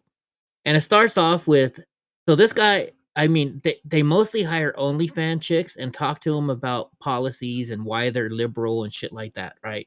Pretty funny shit, because these girls are idiots. And this guy's normally in studio, but I think his name is Andrew or something like that. This guy just, he's freaking smarter than hell, and he just goes off on him. But this is how it started. It says, ask everyone to rate their looks on a scale from 1 to 10, and you can't pick 7. So, I mean, watch this, and let's laugh together. Ask everyone to rate their looks on a scale of 1 to 10, and you can't pick 7. Starting with you, go ahead. 7.4. Hey, real quick, 7.4? This chick, the only thing she has going for her is big boobs. I'd give this chick like a 5. What would you guys give her? You can't even. And I'm a 0, okay? I'll admit, I'm fucking ugly. I'm fat. I'm crippled. My teeth are going through the process of getting implants. I'm a fucking 0, but I'm gonna call it like I see it. Send them all to Bali so they can. Can't pick up 7 point. You can't. I can't. No integral. It has to be, yeah. Okay. 8. She's not an 8. 4. 10. This woman just said she's a 10. This woman is saying she's a fucking 10. No fucking way. I think it's a dude. Is that a tranny? I think that's a tranny. Tell me that's not a tranny. Fucking 10 my ass. 10, okay. 8. I think this girl's honest. She's a beautiful young lady, you know. She looks, for the most part, real, right? 6. Okay, now this woman is the only one so far has told the truth. I actually think she's hotter than a 6. She looks like she's older. You know, this is a beautiful woman. I think this woman's also beautiful. This woman, so I'd say probably she's in like, this is a hotter Asian than this, I think. I would probably give her probably like a 7. This girl maybe a 5. This chick is definitely a 5, right? But let's watch this. 8. Wait, hold on. Okay, you two switch seats, please. Yes. And I think these are twins. That's why I think they're having them switch seats. I think they're twins. Play. What the hell is going on here? Play. There we go. Okay, give your answer first, please. 10. So the lady who said she's a 6, she said she's an 8. So this woman right here, she's definitely really beautiful. 10. 3 on a good day. Wait a minute, hold on, we missed some. You two switch seats, please. Yes. Okay, give your answer first, please. 10. No fucking 10. way. 3 on a good day. 4. 8. All right. I'd agree with the 4 on her. 8, I would agree too. She's very beautiful, you know? And I used to have a thing for Asian girls, so maybe that helps. I give myself a 5, Andrew. 4. 4. Okay. So let me ask. Wait. If you don't mind. Okay, go ahead. Hold on. Really quick, Nick, can you pull up the? And yes, ladies, we are judging women. And we're only judging them because of what they're saying. You know, they're overrating themselves. Okay. There's my redhead. No, that's not my kind of redhead, Paul, but thank you. Current viewer numbers. I just really quick, since I should have done this sooner, really quick, we're going to do Twitch. Guys, go to twitch.tv/whatever. Drop us a follow and a Prime sub. Twitch.tv/whatever. Drop us a follow and a Prime sub. Wow, we got 2,000. This is a record for us over there on Twitch. These guys are 2,200 people huge. on Twitch. If you're new to the channel, drop us a follow. Guys, it's been 43 minutes since a Prime. Can you guys test out? I think our Prime is bugged. I think it's broken. Can somebody drop? That's a new one. Haven't seen that. Can somebody test out the Twitch Prime? Guys, I don't know what's going on. I think our Twitch is bugged. Twitch.tv/whatever. We're going to be doing Madison exclusive streams on there, so be sure to tune into those. And if you're watching on YouTube, Nick, can you pull up the thing in the middle here? Guys, we got 12,600 watching on YouTube, Wow. 2,000 on Twitch. So one, like the video, and then two, hop on over to twitch.tv/whatever. We are going to be doing some really good streams over there too that are not going to be on YouTube. So thank you guys. Really appreciate all the support on that. Now, we're not yet. I'll lower it in a moment. Andrew, we were going around the table on the rating thing. You had something. Go ahead. Yeah, I was going to pick on the pilot a little bit, even though now it's in good fun, right? It's in good fun. I was just going to ask, do you think that you're the prettiest girl in the room? Absolutely not. Who do you think is? She's a pilot? Oh, shit.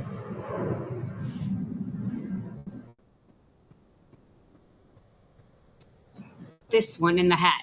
And I'd agree. Facially, just face you. I forgot your name. Appreciate it. Madison. Now, she rated herself an 8. This means that you must disagree with the gal in the black who rated herself as a 10. Why would that be?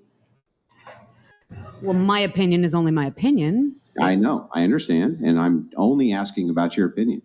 Since it is your opinion that Madison over there is the prettiest girl in the room, but the girl in the black rated herself as a 10.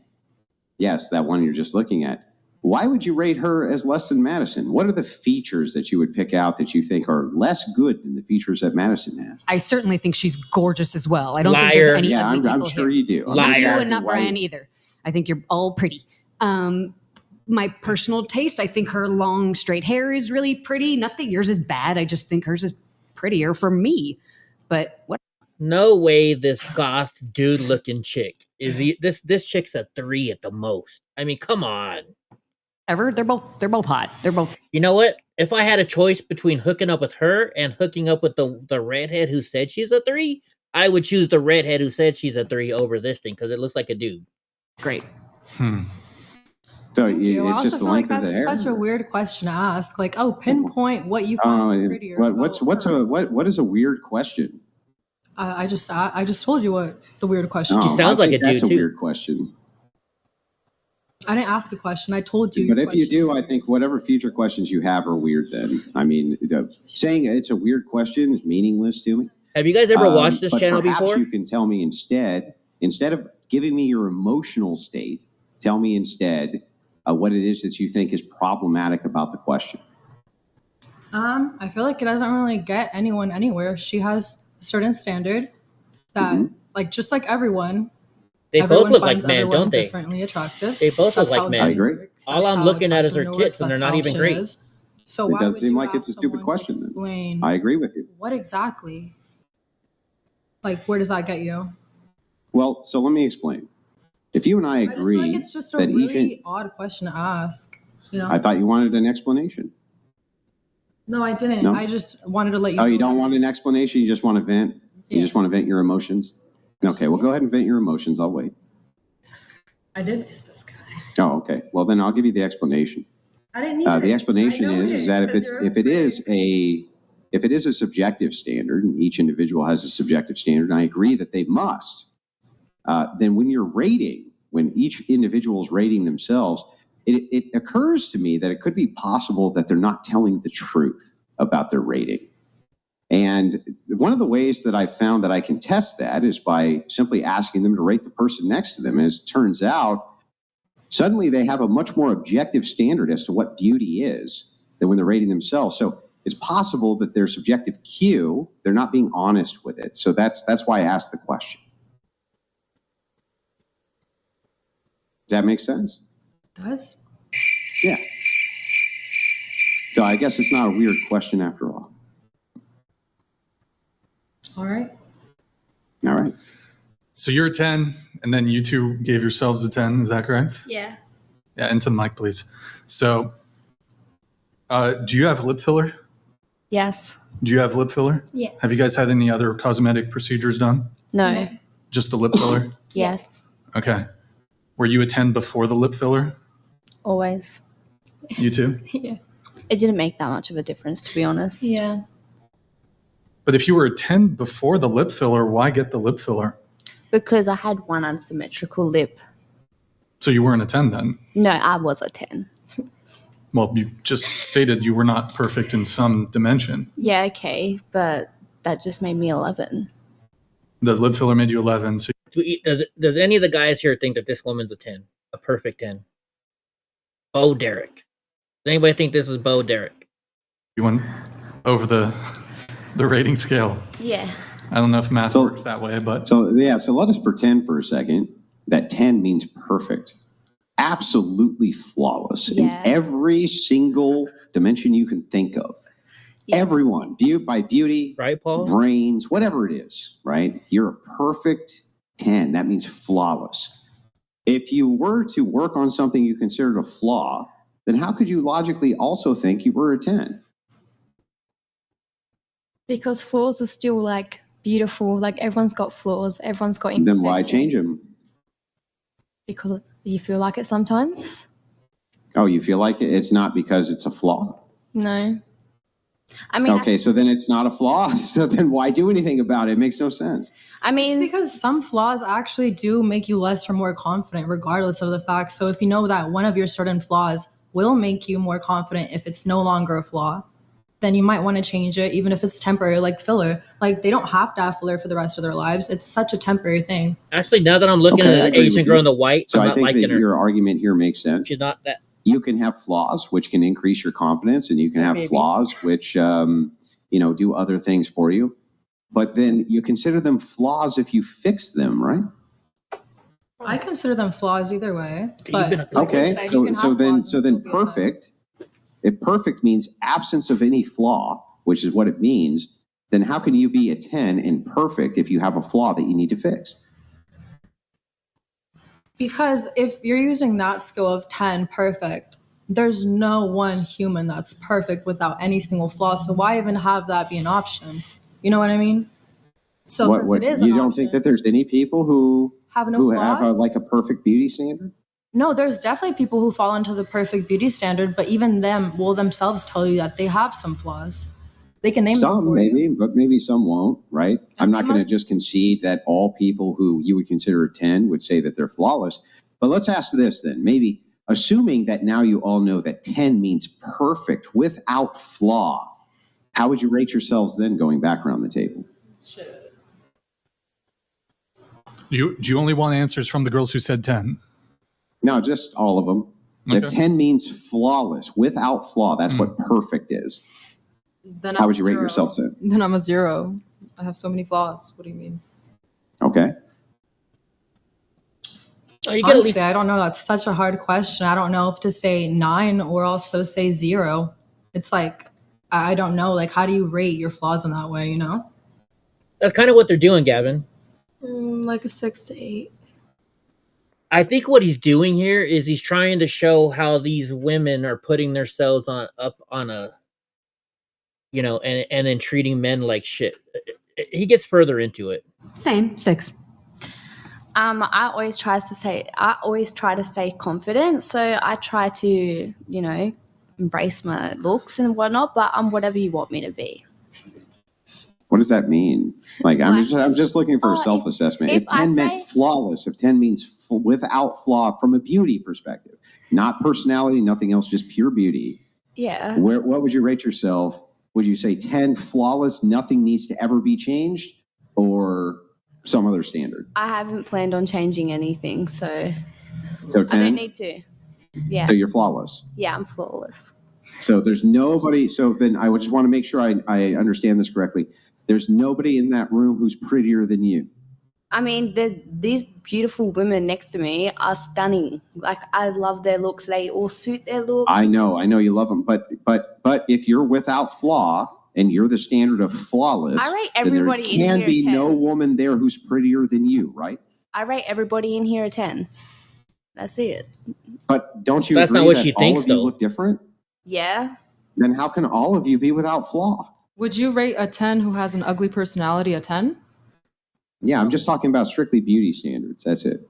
I mean, but Not what's on the inside, what's external, not what's internal. what's on the inside oozes on the outside, so we can't just have like a Yeah, one-sided but let's debate assume about for a this. second I'm just walking down the street. I don't know anything about you. I'm just looking at the externals. I'm not looking at the internals. I can't talk, or I'm not talking to you. I don't know anything about you.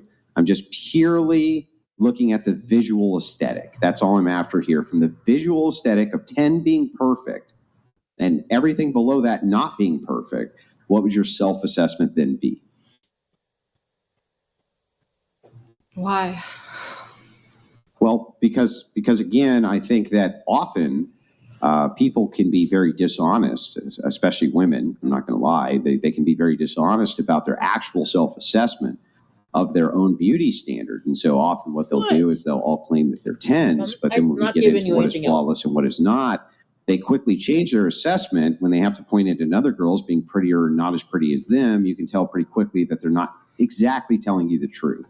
All right, I won't show you guys any more of this. I just think he's trying to show that these are OnlyFans women, and he later on gets in and starts asking them. They're like, okay, so if a zero man walks up to you, would you talk to him? And that's where he's trying to go with this. That's what he was trying to go with that. The only thing oozing in that room is the gonorrhea. Probably, yeah.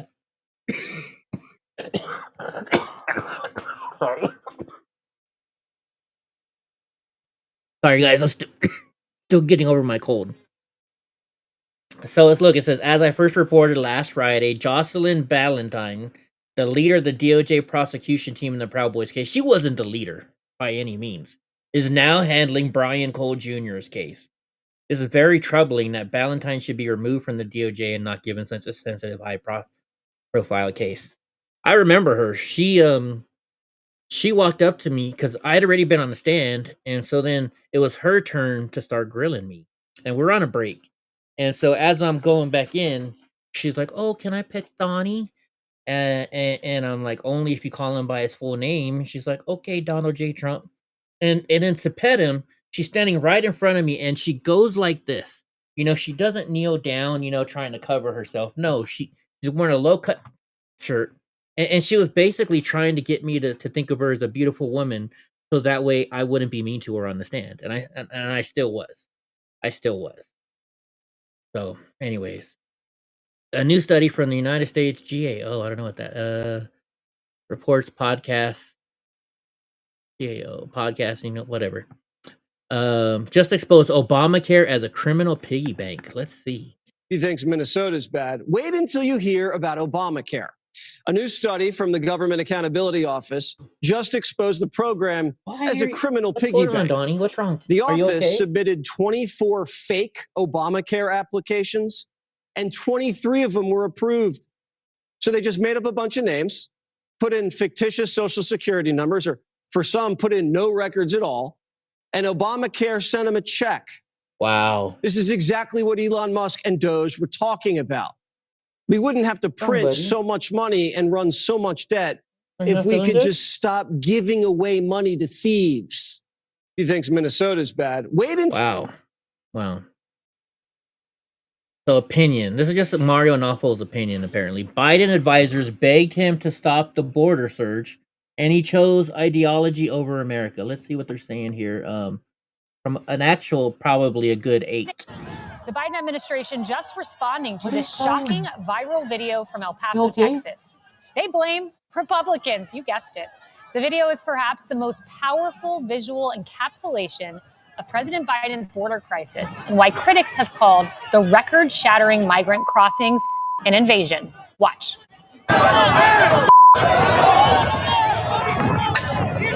This was a long time ago, wasn't it? Oh yeah, this is like 4 years ago.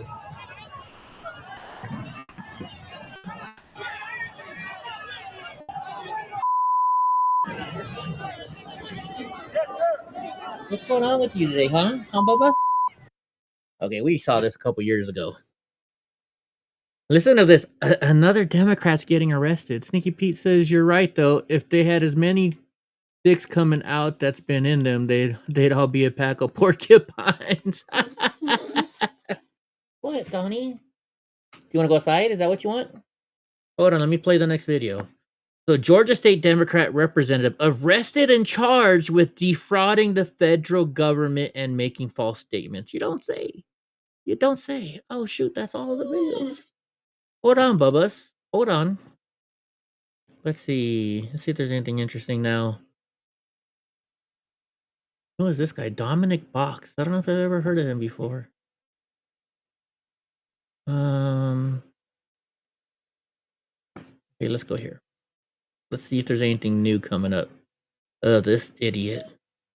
Ohio surgeon allegedly forced abortion pills into sleeping girlfriend's mouth after learning of pregnancy. No way. Australia just grounded Gen Z with a social media ban under 16. Australia just pulled the biggest digital timeout in history. Anyone under 16 is now banned from using TikTok, Instagram, YouTube, X, Facebook, Snapchat, Reddit, Threads, Twitch, and Kick. Really? How are they going to do that? When you're shitting in the men's room and notice they're out of tampon. All right, here we go. Here's the Jasmine Crockett. I'm going to go let Donnie out for a second. Hey, y'all. So it is Jasmine Crockett. And by now, I'm sure you have heard the good news. Yes, good news coming out of Texas. I know you are not used to good news coming from Texas, but let me tell you, the fight is on. We are about to win. Why? Because I am Texas tough. I am built for this moment, and so are you. So let's show the world why Texas will be on the map finally for something good. Let's make sure that we boot out those that are only doing everything that they can to boot people off of their health care, boot people out of their homes, and boot people out of being able to access food. Let's do what needs to be done. Let's stand together. Let's stand united. And let's make sure that we turn this state blue. Join me. Fuck no. Do you guys ever think Texas will go blue? I doubt it. President Trump destroyed Ilhan Omar. Let's see this. I love this Ilhan Omar, whatever the hell her name is, with the little shing, the little turban. I love her. She comes in, does nothing but bitch. She's always complaining. She comes from a country where, I mean, it's considered about the worst country in the world, right? They have no military. They have no nothing. They have no parliament. They don't know what the hell the word parliament means. They have nothing. They have no police. They police themselves. They kill each other all the time. I love it. She comes to our country, and she's always complaining about the Constitution allows me to do this. We ought to get her the hell out. She married her brother in order to get it. Oh, I love it. I love it. Breaking news. The CIA reportedly pays individuals to spy for them, and if they ever try to stop, they blackmail them, according to former CIA Director John Brennan. Wow. I don't know how true that is or not, but a Vietnamese immigrant goes ballistic on Somalis coming to our country. Do they show it? An American. Hold on, let's see. Vietnamese auto mechanic Keith Pham is going viral because he's describing the difference between Vietnamese people and Somalis when they come to America. I think you're going to agree with this one. Good day, folks. You know what pisses me off the most is that the people that came to this country and want a good life here and want to become an American, and yet they're out there waving the flag, protesting this and that, all that shit. If you are legal, what the you have to worry about? Unless you do some dumb shit and you worry about getting deported. Okay? People like me came here legally through the process. We're Americans. Okay? We love this country. We love the flag, the American flag, the America. Red, white, and blue. Okay? We don't care about our flag. We left that shit behind. Okay? You dumb son of a bitches do some dumb shit with your flags. You might work. Take that flag and shove it up your ass. Go back where you come from. I love this dude. If I see you on the road waving your flag, I will call ICE because I get $750 each, bitch. All right, real quick. I'm going to do a commercial since I can. I got to do them every once in a while, so let's do this one. What do you give someone who already has everything? You give them the sound of a perfect sear. Head to mychicagosteak.com/rumble, code RUMBLE. This is the Chicago Steak Company, the top 2% of beef in America. USDA Prime and Premium Angus, hand-cut by master butchers. The kind of marbling that hits a hot pan and fills the whole house with that smell. That buttery meat goodness. You know the one. Yes, I do. Spend $229 on any holiday order, and your gift arrived at your loved one's door with 6 free petite ribeyes, plus free shipping. That's $240 in premium steak, absolutely free. Then there's the unboxing, a black and gold gift box worth unwrapping, packed with dry ice, smoke rolling out as they crack it open. Christmas morning energy. It's not just another sweater, it's dinner that becomes a memory. Go to mychicagosteak.com/rumble, code RUMBLE, RUMBLE. Get it today. So I'm going to copy this link real quick and let's go look at this thing real quick. Let's go check this stuff out. Let's see how good this stuff looks, if it is looking good. Let's go check this out. Ooh, they look nice, but of course they're all going to look nice, right? Let's see. Holiday gift assortment. What does it come with? I know, right, Gavin? I'd like to get that. Ooh, they got a video. Let's see. Play. Uh-oh, it's not going to play. Oh, wait. Oh, because you got a commercial. Play. Anyways. So you get 2 6-ounce premium Angus beef complete trim fillet mignons. You get 2 8-ounce premium Angus beef top sirloin. You get 4 6-ounce lemon-herb marinated chicken breasts and 4 steak burgers. That's fucking expensive, isn't it? You're getting 2 steaks, 4 chickens, and 4 burgers. That doesn't sound like a good deal. Does it? A dark chocolate pastry is normally $45 for this thing. 4 6-ounce premium Angus beef peppercorn. I don't know. It sounds expensive to me. Doesn't it? Well, it's dry aged. Just aged 28 days. Superior marbling. Let's see what other steaks they have. Let's go to steaks. How much are you going to think they're tomahawk steaks then? Okay, so for 2 30-ounce premium Angus beef wet aged tomahawk, $239.95. That's freaking expensive. Dude, you can buy one at Ruth Chris delivered to your table for last time I got it was in like 2019. It was like $150. I don't know what it is now, but $238. Let's see, dry aged Tom. What's the difference, Gavin, between dry aged and wet aged?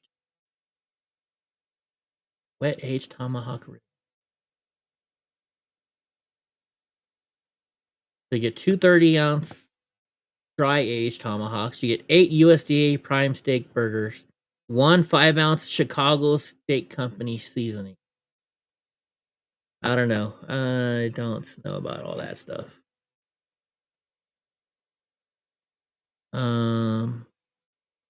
All 12 offer free healthcare to illegals and do not require voter ID. Of course, it's all the freaking liberal states. UFOs aren't aliens, they're just weapons we haven't seen yet. Let's see. What's a conspiracy theory you believe in? I mean, which conspiracy theories haven't come true at this point? We've run out of conspiracy theories because they've all come true, as far as I can tell. Yeah. I mean, I don't know if any aliens. People always ask me if there are aliens. Oh, gotcha. I have seen no evidence of aliens. No one on the SpaceX senior team has any evidence of aliens, because I've asked the team, like, guys, am I missing something? Has anyone on the team, seen any evidence of aliens? Does that include UFOs? That's just an unidentified flying object. So UFOs, like, it could be like some new weapons program or whatever that's some hypersonic missile or something like that, that would be technically a UFO, but it's just basically some weapons prototype. It's not like aliens. So Elon Musk is saying anything you see out there that looks like an alien, it's just some kind of prototype government shit. Which it sounds pretty reasonable. Oh yeah, did you hear? So Miami, the mayor of Miami is now a liberal. It's been 30 years since they've had a liberal as the mayor of Miami, and now it's a liberal. Oh, let's see what President Trump's saying about Jazzy. What's happening here? President, what's your reaction to Jasmine Crockett jumping in the Senate primary in Texas? Well, she's a low IQ person. I can't imagine she wins. Maybe she'll get the Democrat nomination, but I think it's a gift to Republicans. She's a terrible representative. I watched her for the last 2 years. I can't even believe she's a politician, actually. Hi, Brian. What's happening? So it says, weird how people flee from countries full of people like themselves to come to countries full of people like me, and then immediately start scolding me because I'm not more like the people they fret from in the first place. Yeah. Stupid. Just stupidity. Ooh, a Somalian gets arrested by ICE in Minneapolis. Let's look. What's your name? What's your name? What's your name? What's your name? Yeah, slam him into that snow. What's your name? Put him in the snow. What's your name? What's your name? What's your name? What is your name? What is your name? What's your name? No, let him go. No. You guys back it up. Back it up. Nice. Trump's approval, rockets. Media ban. Tonight from Texas. Woke Nashville judge. Instead of apologizing to the family of that young man who was raped to death, or young woman who was raped to death, instead of apologizing to the people of Nashville, these judges have the gall to publicly complain about my oversight and call it dangerous rhetoric. Fucking liberal judges. Liberals claim that they call it Obama a war criminal. See if there's anything else good real quick. Thanks to the team at Santa Hat Coin, I have another $100 giveaway. Well, good. What would you do if you start over with $1,000? Oh, let's hear what you would say. Well, I did originally come to North America with like, I don't know, $2,500 Canadian, so I don't know, maybe $2,000 US. One bag of books. It may be. You never know. In Montreal at age 17. So that is how I started out. At this point, I have a lot of knowledge. A lot of things would have to go wrong for that to be the case. It's like, am I just emerging from prison, perhaps?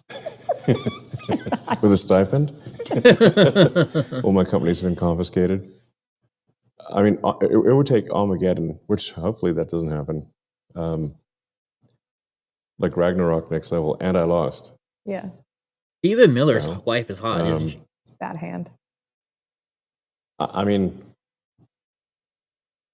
it's impossible for me for someone to have that amount of knowledge, all the knowledge that I have, and then be dropped down to a low resource amount. Because the reality is that either something truly catastrophic has happened, like civilization has melted, or I will be able to ask people to just give me money, and with the promise that I will have a high return, which is what I'm able to do right now. Yeah. Like if you give me $1, you will get back much more than $1. Yes. So this is it's somewhat of an impossible dichotomy because what? Civilization would have Are you not feeling had to good have today? been destroyed or something. Yeah, he is, Sneaky Pete, In right? which case, $1,000 is not going to solve your problems. You know, you can't do much with this. But basically saying, you've got $1,000, it's nothing. Nothing you can do. Woman's illegal immigrant boyfriend gets deported after they called for help because their car was on fire. Oh no. Let's see. like, wow, this could happen to anybody. I just didn't think it would happen to me. Nampa native Karina Lozano is well aware of increased ICE activity in her King County neighborhood. But November 21st is a day she won't forget. She says that's when officers detained her boyfriend after their car caught fire and they called for help. Karina immediately started recording, wanting proof that her boyfriend Brian Avila was being confined while being detained. They like just kind of boom, put him in there, and right away, like chains on his feet, on his hands, and I'm just like, what's wrong with you today? This is actually happening. Like, Idaho public court records show no current or former cases in Avila's name, and Karina also says he has no criminal history. Yeah, he The couple does. says He they were broke into the unaware of country. the ICE warrant and deportation order against him. I asked Nampa police about the incident. They tell me when Nampa officers learned about the Right, warrant, they Gavin? were required to notify ICE. Karina says Brian was held at Mountain Home Detention Center before being transferred to Las Vegas, where he ultimately left the U.S. and returned to Honduras, Good. a country he hasn't lived in for years. Before deportation, Karina says he worked in construction in Nampa. he was wanting to just continue working, save up money, start the process to get his papers and everything. He's been here for years, but he's just not trying to save up money for it. I call it bullshit. Franklin throws up a little in his mouth. Ilhan Omar married her brother. Who is Franklin? I mean, I'm guessing it's this turtle, right? Tim Walz is asking for President Trump and all Americans should show him more respect as a veteran and stop his name calling him. You're a veteran. You're not a veteran anymore, dude. You left.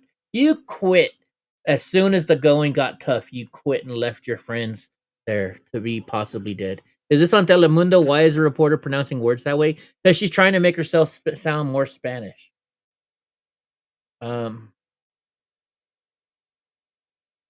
X won't talk to you, but you can't hide your continent. Katie Miller asked Elon if it's surprised by any X account's real origins.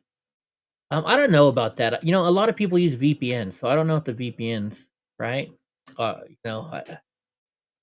So Trump's obsession with me is beyond weird. He needs serious help. Shut the fuck up. St. Louis, or I don't know what this is, has completely lost the plot in their indefensible spin for a sodomite and child abuse. Here are the facts. Jaracelis Laconia has a criminal history for sodomy of a child and sexual abuse of it. Disgusting. So it says a Utah soccer coach was following exactly the process to get legal status, but ICE arrested him anyways. Oh my gosh. He doesn't have a criminal record, and he's married to an American citizen. He's got a lawful entry, his attorney said. Shut the fuck up. But the report is from Idaho, and the language is English. I know, but they're still trying. I don't know. Haven't you ever watched Married with Children? Married. Whoops. With Children. Spanish reporter. You never seen this before? Get a date? Guess my weight. Urinate! Well, this past week, there have been 2 fires, a flood, and a mass murder. Unfortunately, none of them here at Gary's Shoes, where I, Miranda Veracruz de la Hoya Cardinal... Right? They always do that. I don't know why, but they always do it, Gavin. I don't know, Donnie, I don't know what you want, buddy. You have food over there. I'm not giving you any more treats, because you've had tons today because we went to Costco. What else is going on? Check out Santa's naughty list. Let's see. Oh, he's showing all the illegal aliens and stuff and people. We already watched that. We watched that. Why, Ilhan Omar, why did you marry your brother? You think she'll ever answer it? I don't think so. Once again, I'm going to play this video because this video is just too hilarious.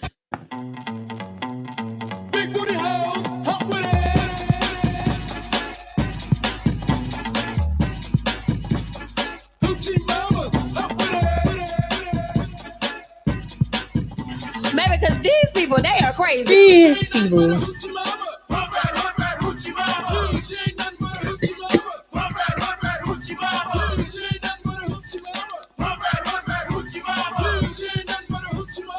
Maybe, Gavin. No, all he got was a Costco hot dog. All I got was a Costco hot dog.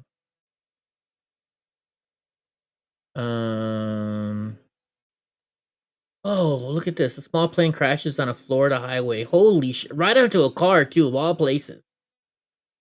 Wow. Can you imagine being driving down the freeway and this plane lands on top of you? Holy shit. Anna Walsh's DNA was found on a hacksaw, hatchet, bloody rug, forensic sciences test, and husband's trial. Oh, is this that trial that's going on right now?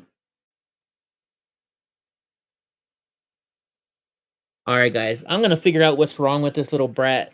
I'm going to make myself some dinner. But let's go and I have to raid. Now instead of commercials, now we got to raid. Now we have to raid people's shows. Let me see if I'm doing it right. AID. And we're going to raid Portland Andy. Alright, guys. So thank you for watching. We'll be back tomorrow. And I'm thinking about doing a show on Friday night afterwards. Well, I mean, I'm going to no matter what. But I think I'm going to do like have a panel because I'm thinking about you know, I was looking at stuff and I was watching. It's probably because I was watching that whatever place. But we're going to talk about filters and TV shows.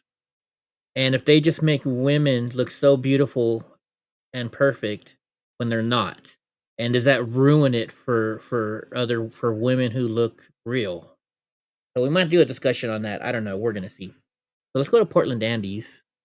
Is it working? Yeah, we're gonna go to Portland Andy's right now, guys. So thanks for watching, and we'll be back tomorrow. Okay, I rated Portland Andy. Okay, says I rated them. Let's see if it worked.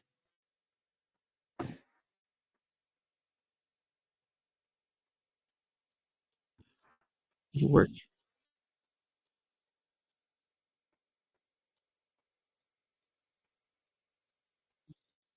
I don't know what he's watching over there, but